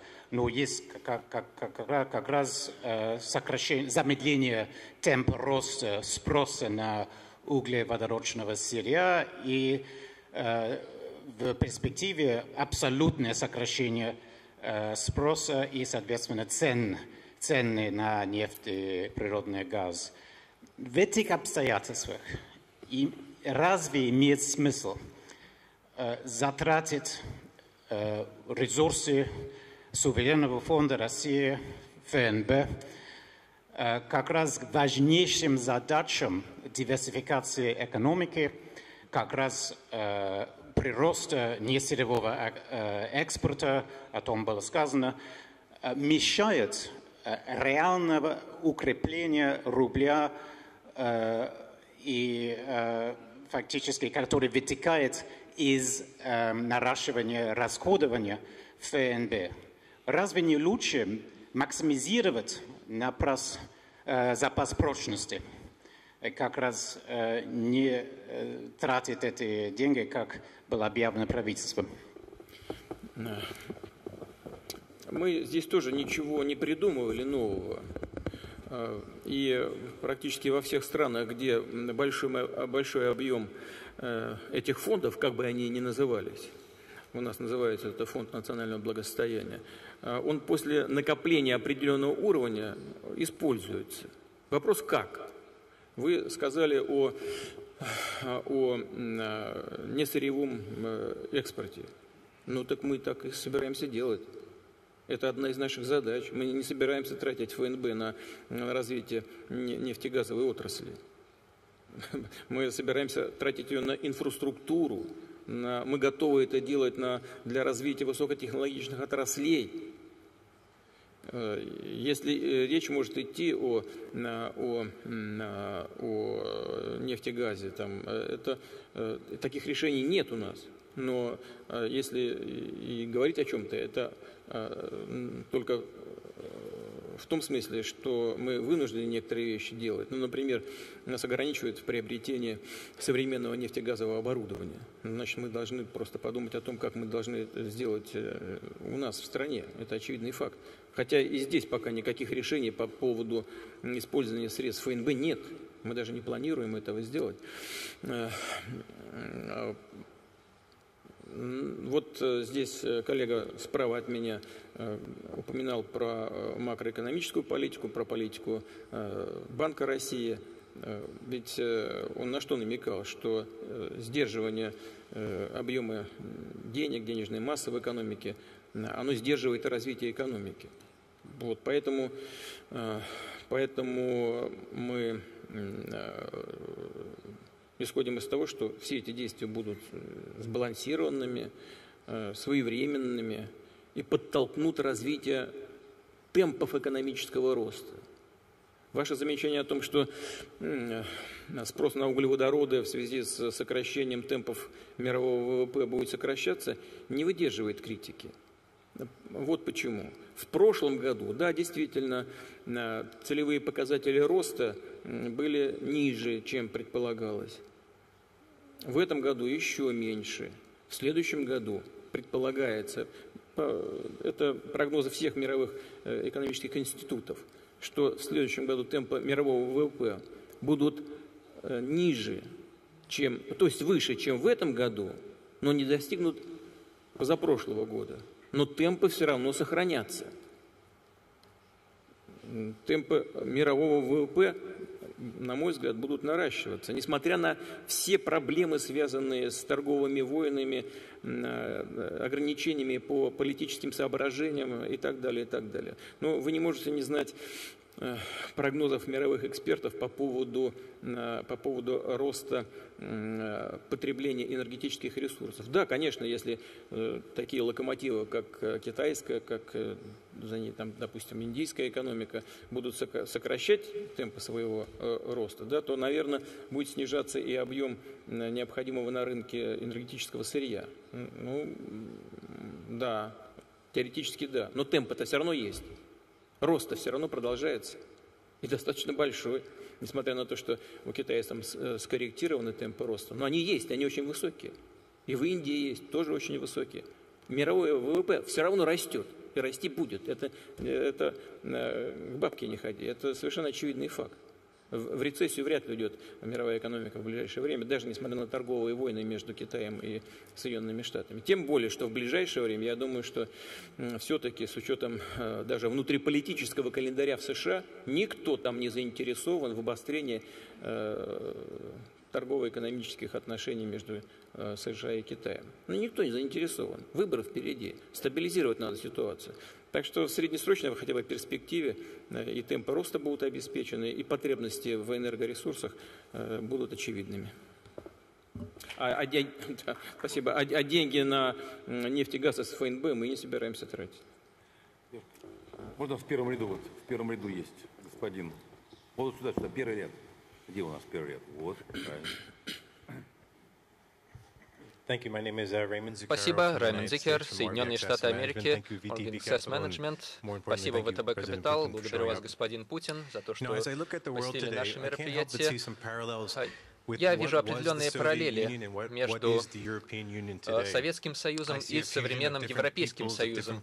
Мы видим столкновение различных людей, различных культур и языков, которые объединены под единым флагом, под единым знаменем, единой валютой при поддержке центральной власти и с поддержкой стран-сателлитов, какие сейчас есть у Европейского Союза. Они все объединены общей идеей.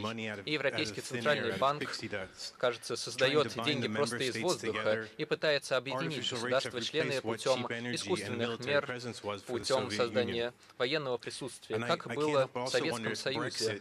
И Брексит во многом напоминает ситуацию 1988 года в Советском Союзе с ростом национализма в странах Прибалтики, что в конечном итоге привело к распаду Союза. И поэтому мой вопрос конкретно, что вы считаете о европейском, каково ваше мнение о Советском Союзе и, вернее, о Европейском Союзе? Что касается причин распада Советского Союза, только это мало имеет отношение к росту национализма в странах Прибалтики. В основе лежит, конечно, очень неэффективная экономическая политика Советского Союза, которая привела к фактически коллапсу в социальной сфере и имела пролонгированные последствия в сфере политической. Китайской Народной Республике, кстати, удалось наилучшим образом, на мой взгляд, использовать возможности центрального администрирования и развития рыночной экономики. Ведь, смотрите, вот мы тоже анализируем, ведь, что там происходит. Значит, вот коллега из Китая, наверное, подтвердит. Там, когда тендеры проводятся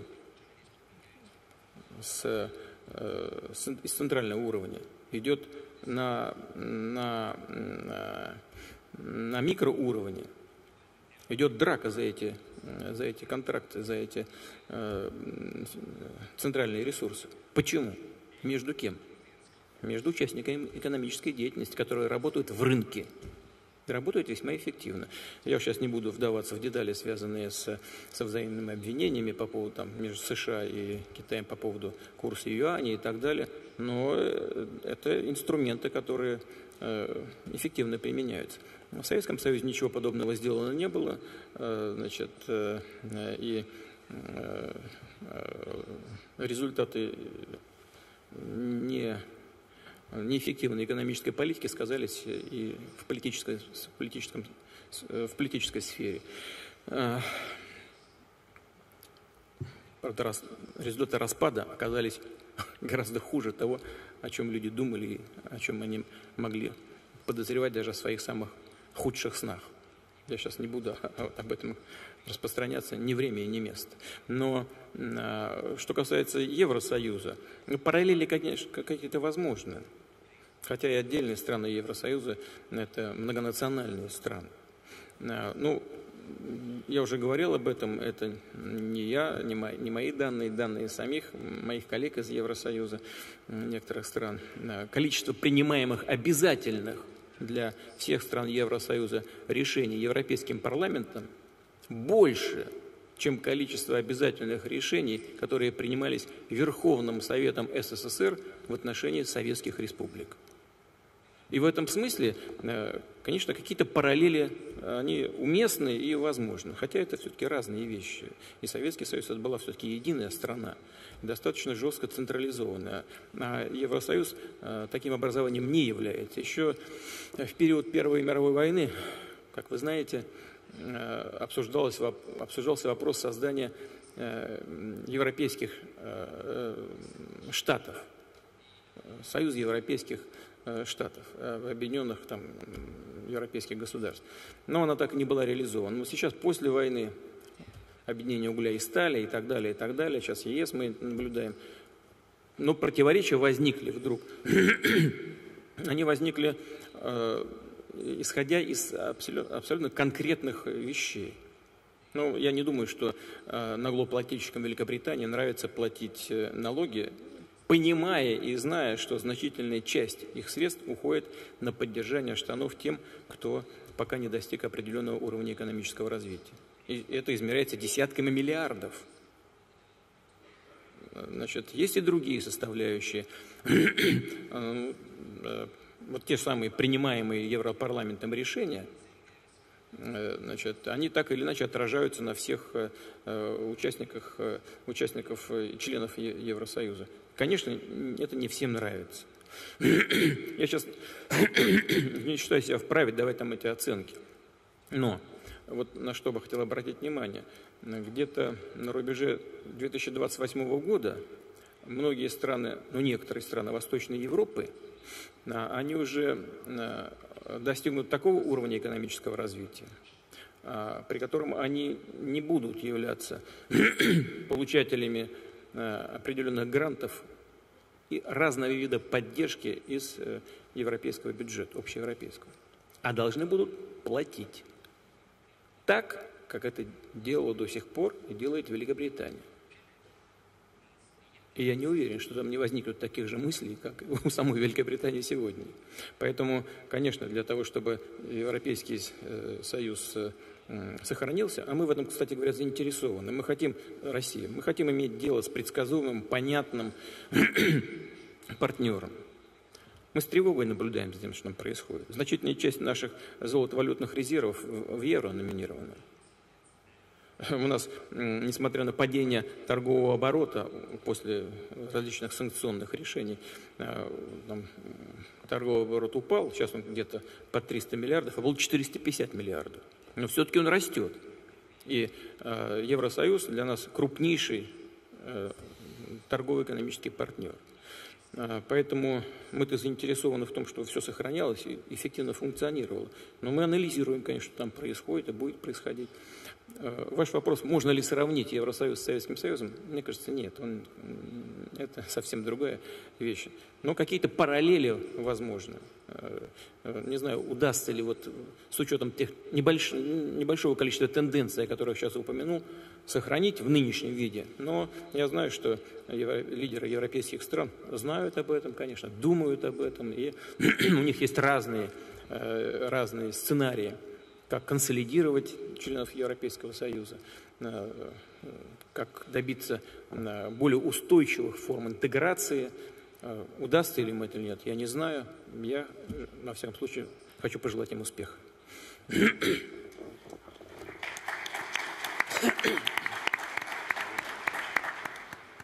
Вот рука, или вот давайте-то. Вот вон господин стоит. Да. А что касается еще, там есть очень важный аспект с точки зрения безопасности, конечно. Обеспечение безопасности – это чрезвычайно важная вещь. Ведь до сих пор Соединенные Штаты говорили, мы для вас являемся зонтиком от советской угрозы, а вы должны за это заплатить. Сегодня это не очень работает. Несмотря на все проблемы с Украиной, там, с спекуляциями вокруг Крыма и Донбасса, все прекрасно понимают, что Россия ни на кого не собирается нападать. Понимаете, в этом самом. Сколько в Евросоюзе жителей, сколько в НАТО жителей стран НАТО, каков суммарный экономический и военный потенциал. Это просто чушь, бред собачий. Российская угроза – это выдумка тех, кто хочет наживаться на своей роли, значит, передового отряда борьбы с Россией, получать какие-то бонусы и преференции за это. Но это все имеет какие-то временные рамки, для всех это очевидно. Для лидеров ведущих стран Европы это абсолютно очевидно. Поэтому и Соединенные Штаты должны будут предпринять какие-то шаги для изменения качества своего отношения с союзниками в рамках НАТО даже. Но недостаточно теперь говорить, мы вас защищаем, платите. Ну зачем они будут платить за поддержание оборонного комплекса и поддержание рабочих мест в США? Они свой будут развивать. Вот они так сейчас и об этом и говорят. Поэтому здесь тщательнее надо, ребят. Пожалуйста. Вот, да, вот первый сектор, вот, и потом следующий. Девушка, пожалуйста, вот во втором ряду тоже. Benjamin Sorin, MC Management. Очень много комментировалось, и вы, в частности, говорили об экономическом росте. Вне всякого сомнения, это приоритет для Российской Федерации. Речь идет об ускорении роста в будущем. В то же время наблюдается глобальная тенденция к снижению темпов роста. Обеспокоены ли вы тем, что глобальная экономическая слабость может помешать амбициозным целям России по ускорению своего экономического роста? Ну, вы невнимательно слушали. Один из моих ответов вот на вопрос, который коллега задал вот рядом с вами. Темпы экономического роста мировые, да, действительно снижаются. В текущем году, я повторю еще раз, они меньше, чем в прошлом. В будущем, в 2020-м, они прогнозируются всеми международными институтами больше, чем в этом, но меньше, чем в прошлом. Но все равно они сохраняются. Мне кажется, что, значит, мы понимаем противоречия, которые возникают в экономической сфере, мы понимаем их суть, понимаем, что они носят долгосрочный характер, потому что, к сожалению, об этом публично говорят в самих Соединенных Штатах, допустим, целью их является не сбалансированность международных экономических отношений, а главная стратегическая цель – сдерживание развития Китая, сдерживание развития России. Мне думается, что это такая ошибка очень такая серьезная, глубинная, которая подрывает даже позиции тех, кто инициирует политику подобного рода. Но она будет продолжаться, на мой взгляд. От этого нам никуда не деться. Это как элемент такой недобросовестной конкуренции. Но все-таки мировое развитие неизбежно будет идти вперед. Вопрос в темпах. Они могут чуть больше, чуть меньше. Но в конечном итоге все-таки баланс, на мой взгляд, будет найден между интересами. Ну, все понимают, что введение ограничительных мер в отношении одной страны так или иначе отражается на своих собственных интересах. И это не сразу просматривается. Но когда люди, те, кто инициирует эти процессы, сталкиваются с негативными последствиями для себя, начинают анализировать, почему это получилось, как это получилось. При своих следующих шагах стараются этого избегать. В конечном итоге баланс интересов так или иначе будет найден, а развитие мировой экономики неизбежно. Девушка, отдайте вот микрофон. Спасибо большое, господин президент. Меня зовут Лей Тэйхань. Я работаю на российско-китайский финансовый инвестиционный фонд. В начале этого года было подписано соглашение между РФПИ и Китайской корпорацией развития в присутствии председателей правительства двух стран. Речь идет о создании, в частности, совместного инвестиционного фонда для технологического развития.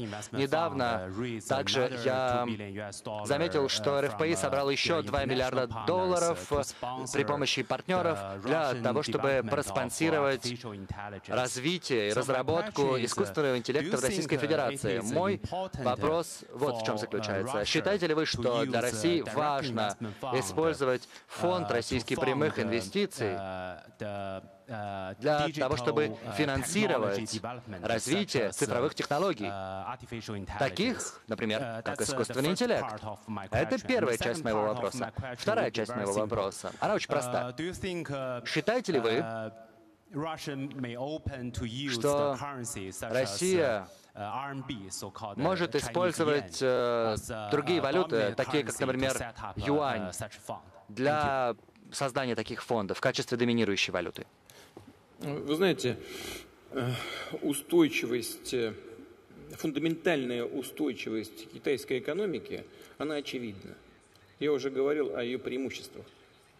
Уникальный симбиоз удалось создать китайскому руководству между централизованным планированием и рыночной экономики на уровне экономических операторов. Это вообще такого в мире еще пока не было. И я с большой степенью уверенности могу утверждать, что это уникальное явление дает очень хороший результат. Совокупно гораздо эффективнее китайская экономика работает, чем многие другие крупные экономики мира, в том числе американская. Я думаю, что вот это в значительной степени вызывает озабоченности наших американских друзей и объясняет вводимые против Китая ограничения. Именно это обстоятельство, а не диспаритет в торговом балансе. Вот. Но юань, как известно, включен в список валют МВФ. И, в принципе, он завоевывает свое по праву определяющее ему место на мировом финансовом рынке.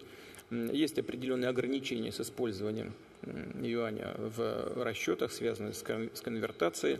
Ну, там китайские друзья считают, что пока рано принимать какие-то решения по либерализации, значит, но устойчивость валюты очевидна.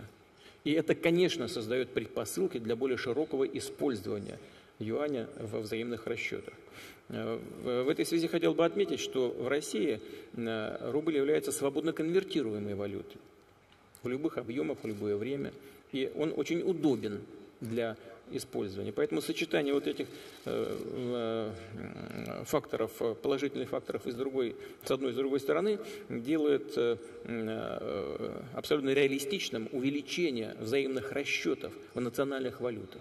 Мы сейчас над этим очень активно работаем на уровне Минфинов и на уровне центральных банков. Объем пока небольшой расчетов в национальных валютах, но он растет. И я надеюсь, что этот объем будет увеличиваться более быстрыми темпами, чем сегодня. У нас есть для этого все основания полагать. Есть все основания полагать, что это будет именно так. Что касается использования инвестиционных фондов и созданных совместных платформ для развития такого перспективного направления, как искусственный интеллект, вопрос даже не в деньгах. Вопрос не в количестве привлекаемых ресурсов. Дело в том, что вот мы, скажем, с нашими арабскими друзьями, недавно я был, вы знаете, в Саудовской Аравии, в Объединенных Арабских Эмиратах, мы ведем диалог, они готовы вложить любые ресурсы тоже. Дело не в деньгах, дело в совместном интересе. Когда создается совместная платформа, то эти средства начинают использоваться совместно. Причем на тех направлениях, где, скажем, или Россия, ну, имея в виду фундаментальные знания и развитие фундаментальных таких вот составляющих, как математика, значит, и все, что с этим связано. У нас совершенно очевидно есть конкурентные преимущества в этой сфере.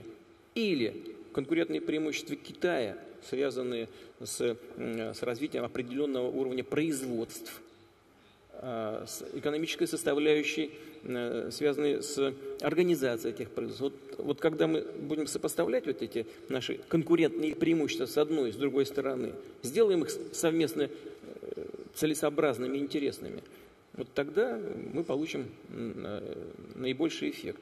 И в этом смысл совместных инвестиций, в поиске совместного интереса и повышения нашей конкурентоспособности. Девушка с номером 1, можно пройти вот вдоль первого ряда? Не, у вас номер 1, вот выйти сюда, вот так пошли. И как только господин Дмитриев пройдете, я тотально ориентир даю, вся страна, которая знает. Вот еще через, вот мужчина в втором ряду. Спасибо.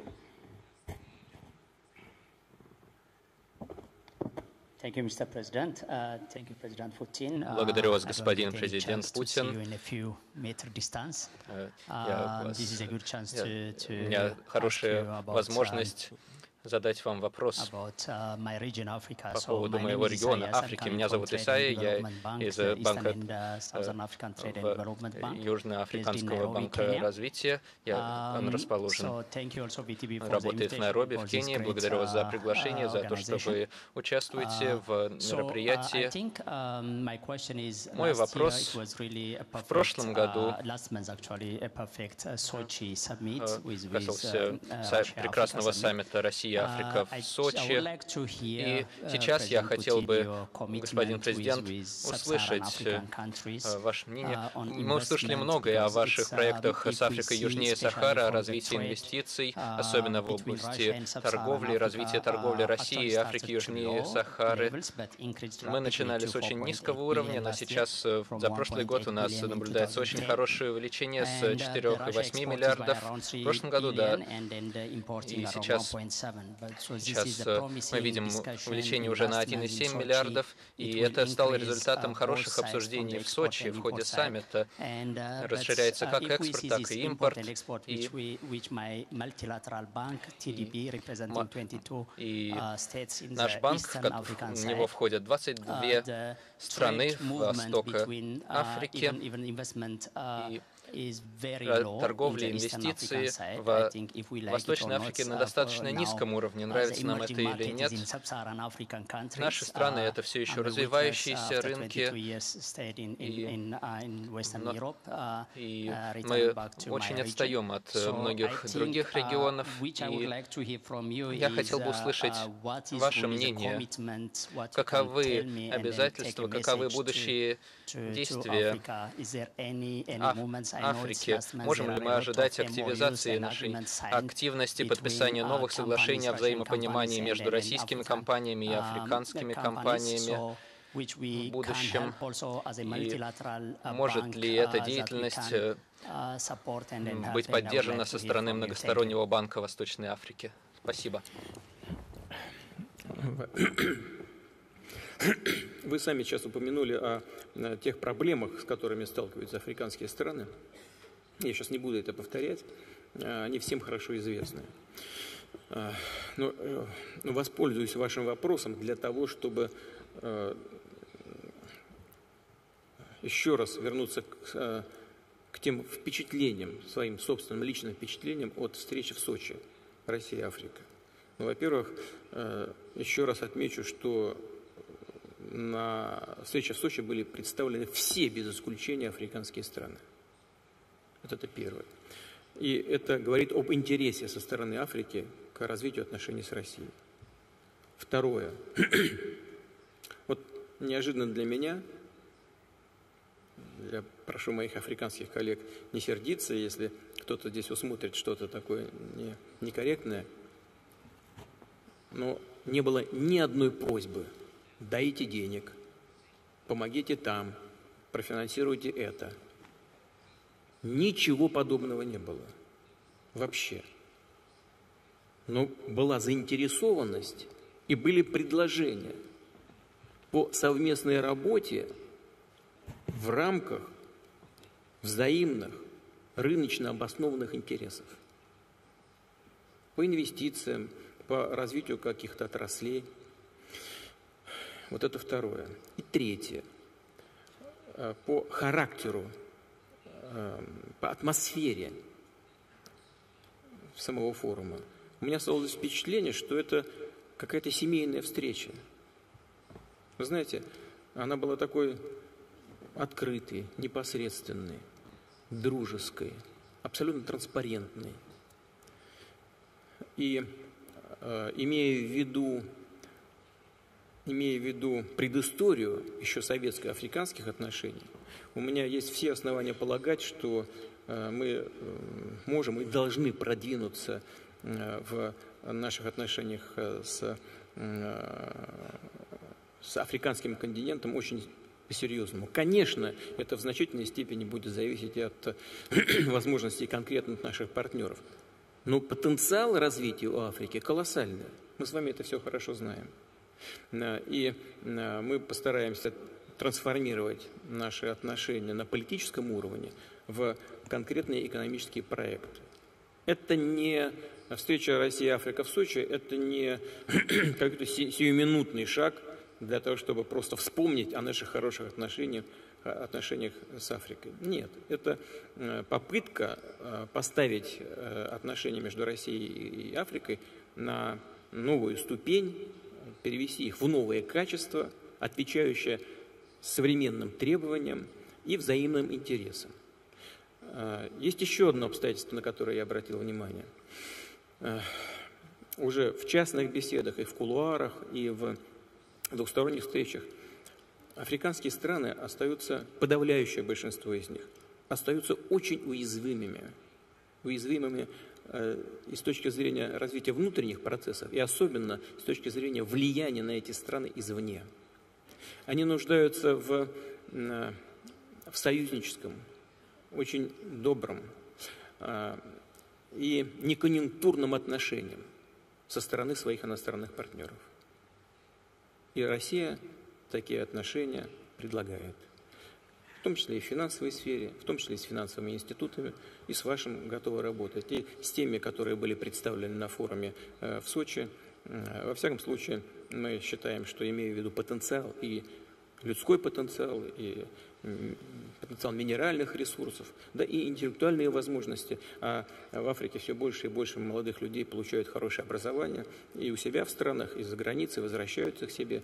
Африка – это страна, это континент будущего, и мы, безусловно, будем всячески стремиться к тому, чтобы вывести отношения с Африкой на новый качественный уровень. Спасибо большое. Коллеги, я думаю, что ЮАР отличная тема. Там скоро лето, тепло, хорошо, слоны бегают, закончить. Давайте последние три вопроса. Раз, два, три. Да, вот с этого сектора, с центра и вот слева. Хорошо. Тогда, пожалуйста, давайте отсюда. Ну, давайте, вот две руки кто-то двинет, или у вас кто-то опередил, да. Уважаемый Владимир Владимирович, Александр Либеров, глава Siemens в России.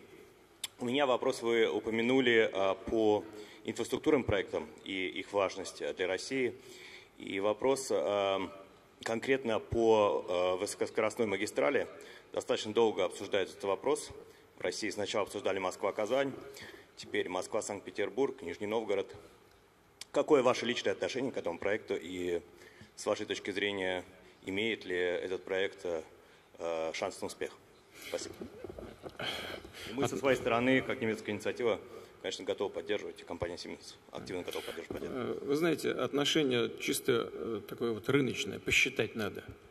Понятно, что давно считают, и тем не менее. Мы знаем, как во многих странах развивается высокоскоростное железнодорожное движение, каковы экономические результаты развития этого вида транспорта. Нам нужно понять, принять окончательное решение по поводу того, что для нас является оптимальным. Высокоскоростное движение или просто скоростное. Нам надо посмотреть на скорость движения грузов по российским железным дорогам и понять, это высокоскоростное, если мы поднимем там на определенное количество часов, или нет. И что эффективнее для нас. И грузооборот, и пассажирооборот, это счетные позиции. Поэтому средства выделены у нас. Они в принципе возможны. Они есть, даже из того же ФНБ. Когда я говорил об инфраструктуре, одно из направлений – это вот это. Отдача какая будет. Вот что важно. Причем не в отдаленной когда-то там, а хотя бы в среднесрочной перспективе. Исходим только из этого. Ну, все-таки этот сектор Д, вот. Да. Вот туда, вот. Отсюда. Пожалуйста. Здравствуйте, меня зовут Ник Чандрамага. Я работаю в энергетической компании Tantrich. Российская Федерация стала в основном определять цены на топливо, цены на нефть. Цены на нефть остаются очень важными для России. Более того, у России очень богатые запасы шельфовой нефти. И возможно, их будет выгодно разрабатывать. Но можно ли обогнать американских производителей, например, по сланцевой нефти? Если Россия будет использовать сланцевые запасы, вы станете крупнейшим производителем в мире. Насколько это желаемо и эффективно? Потому что ваша страна уже в основном полагается на экспорт нефтересурсов. Первое. Россия влияет на мировой энергетический рынок, но все-таки серьезным образом влияет. Но наибольшего эффекта мы добиваемся тогда, когда работаем вместе с другими основными производителями. И только скоординированные шаги приносят оптимальный эффект для мировых энергетических рынков. В этом смысле мы будем продолжать работать с Саудовской Аравией, со странами Персидского залива, со странами ОПЕК в рамках системы которая была создана за последние годы, ОПЕК+. Это первое. Да, и здесь у нас есть и споры по каким-то там незначительным элементам, но в целом у нас общая задача. Задача заключается в том, чтобы рынок был сбалансированным, чтобы он был приемлемым как для производителей, так и для потребителей. И самое главное, вот хочу это подчеркнуть, чтобы он был прогнозируемым. Что касается того, кто сколько производит, ну, совсем недавно был момент, когда Россия была номер один в мире по производству нефти. Это не самоцель. Это вообще не самоцель. Кстати говоря, несмотря на ограничения определенные, общий объем добычи в России, он несколько увеличился. Что касается сланцевой нефти. Ну, давайте мы подождем, когда американцы истратят деньги на новые технологии по добыче сланцевой нефти, а потом мы у них цап-царап. Посмотрим, вообще мы заинтересованы в этом сегодня или нет. Вот, и задешево купим. Но мы работаем над этим. Мы работаем и самостоятельно, и совсем не обязательно, это я пошутил, только сейчас раструбят на весь мир. Цап-царап махать совсем делать совсем не обязательно, а я поэтому поправляюсь. Вот.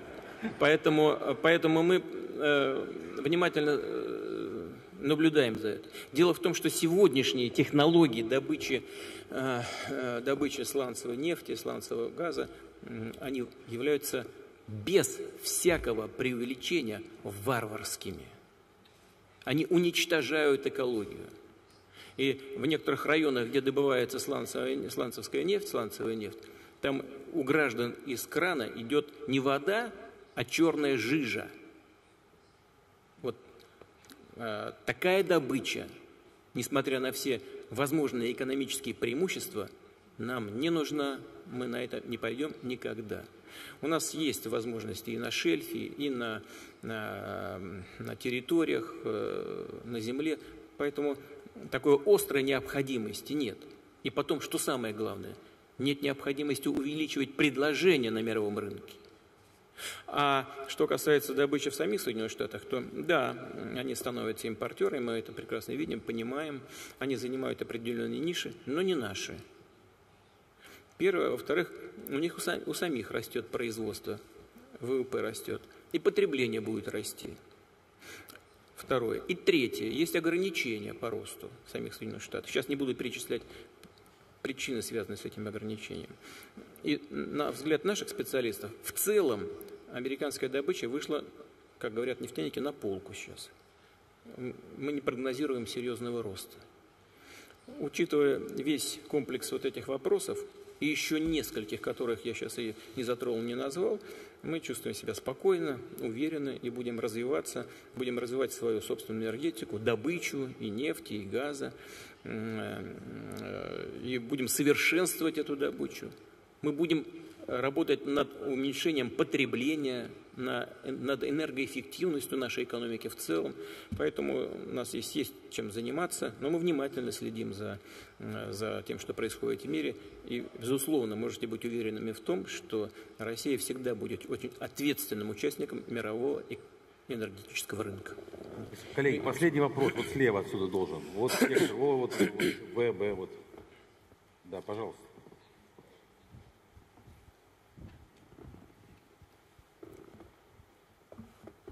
Благодарю вас, благодарю ВТБ, благодарю организаторов, благодарю вас, господин президент Джейсон Джона. У меня черный пояс по дзюдо, кстати говоря. И... Весовая категория. Весовая категория какая у вас? Ultra heavyweight. Сверхтяжелые. Мы с вами будем встречаться или за письменным столом, или когда будем пить чай и поздравлять друг друга с очередной победой. I look forward to it, sir. Надеюсь на это.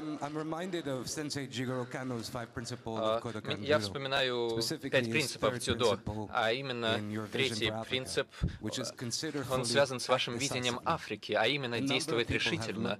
Многие люди смотрят на Африку и видят отличные возможности но не инвестирует в инфраструктуру. Например, в Нигерии 200 миллионов человек и 4 гигаватта собственного энергетического потенциала. Нужно не только передача технологий, но и развитие инфраструктуры, развитие образования и связанных процессов.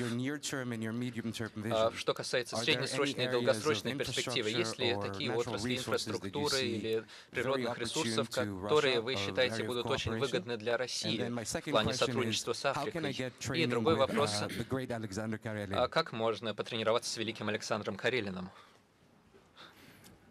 Карелин, как известно, занимался вольной борьбой, а не дзюдо, поэтому если вы хотите получить какие-то конкурентные преимущества с Карелиным, то лучше этого не делать, потому что он остается в очень хорошей форме. Я, правда, не знаю, когда вы прекратили свои тренировки, но лучше мы с вами будем встречаться не на татами, не на борцовском ковре. Уже, мне кажется, активная фаза занятия спортом, во всяком случае, борьбой уже позади.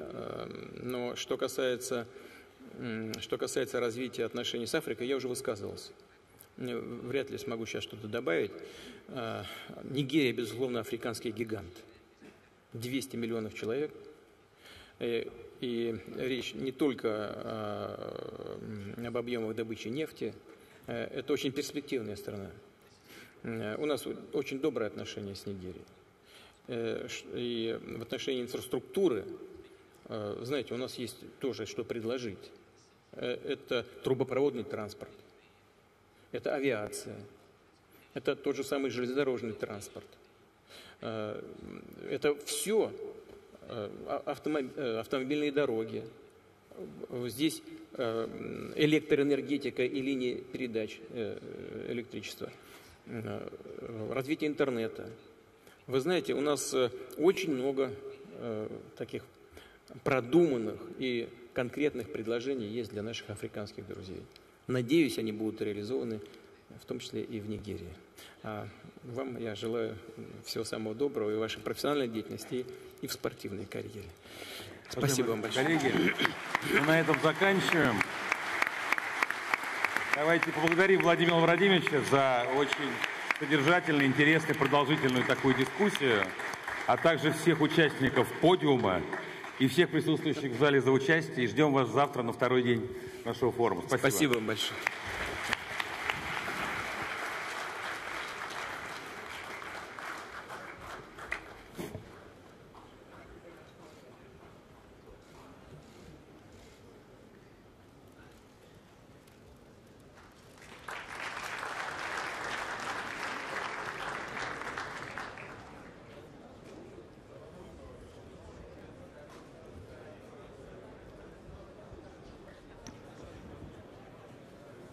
Уважаемые участники форума, пленарная сессия завершена. Просим вас освободить зал. Пожалуйста, не оставляйте в зале личные вещи. Dear forum participants, the plenary session is over. Please leave the Congress Hall. Do not leave your belongings at the hall. Thank you.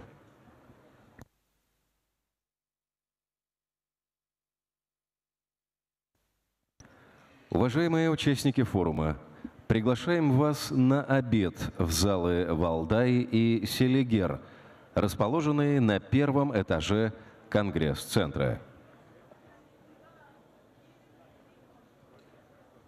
Dear ladies and gentlemen, you are invited to the lunch at Valdai and Seliger halls on the first floor.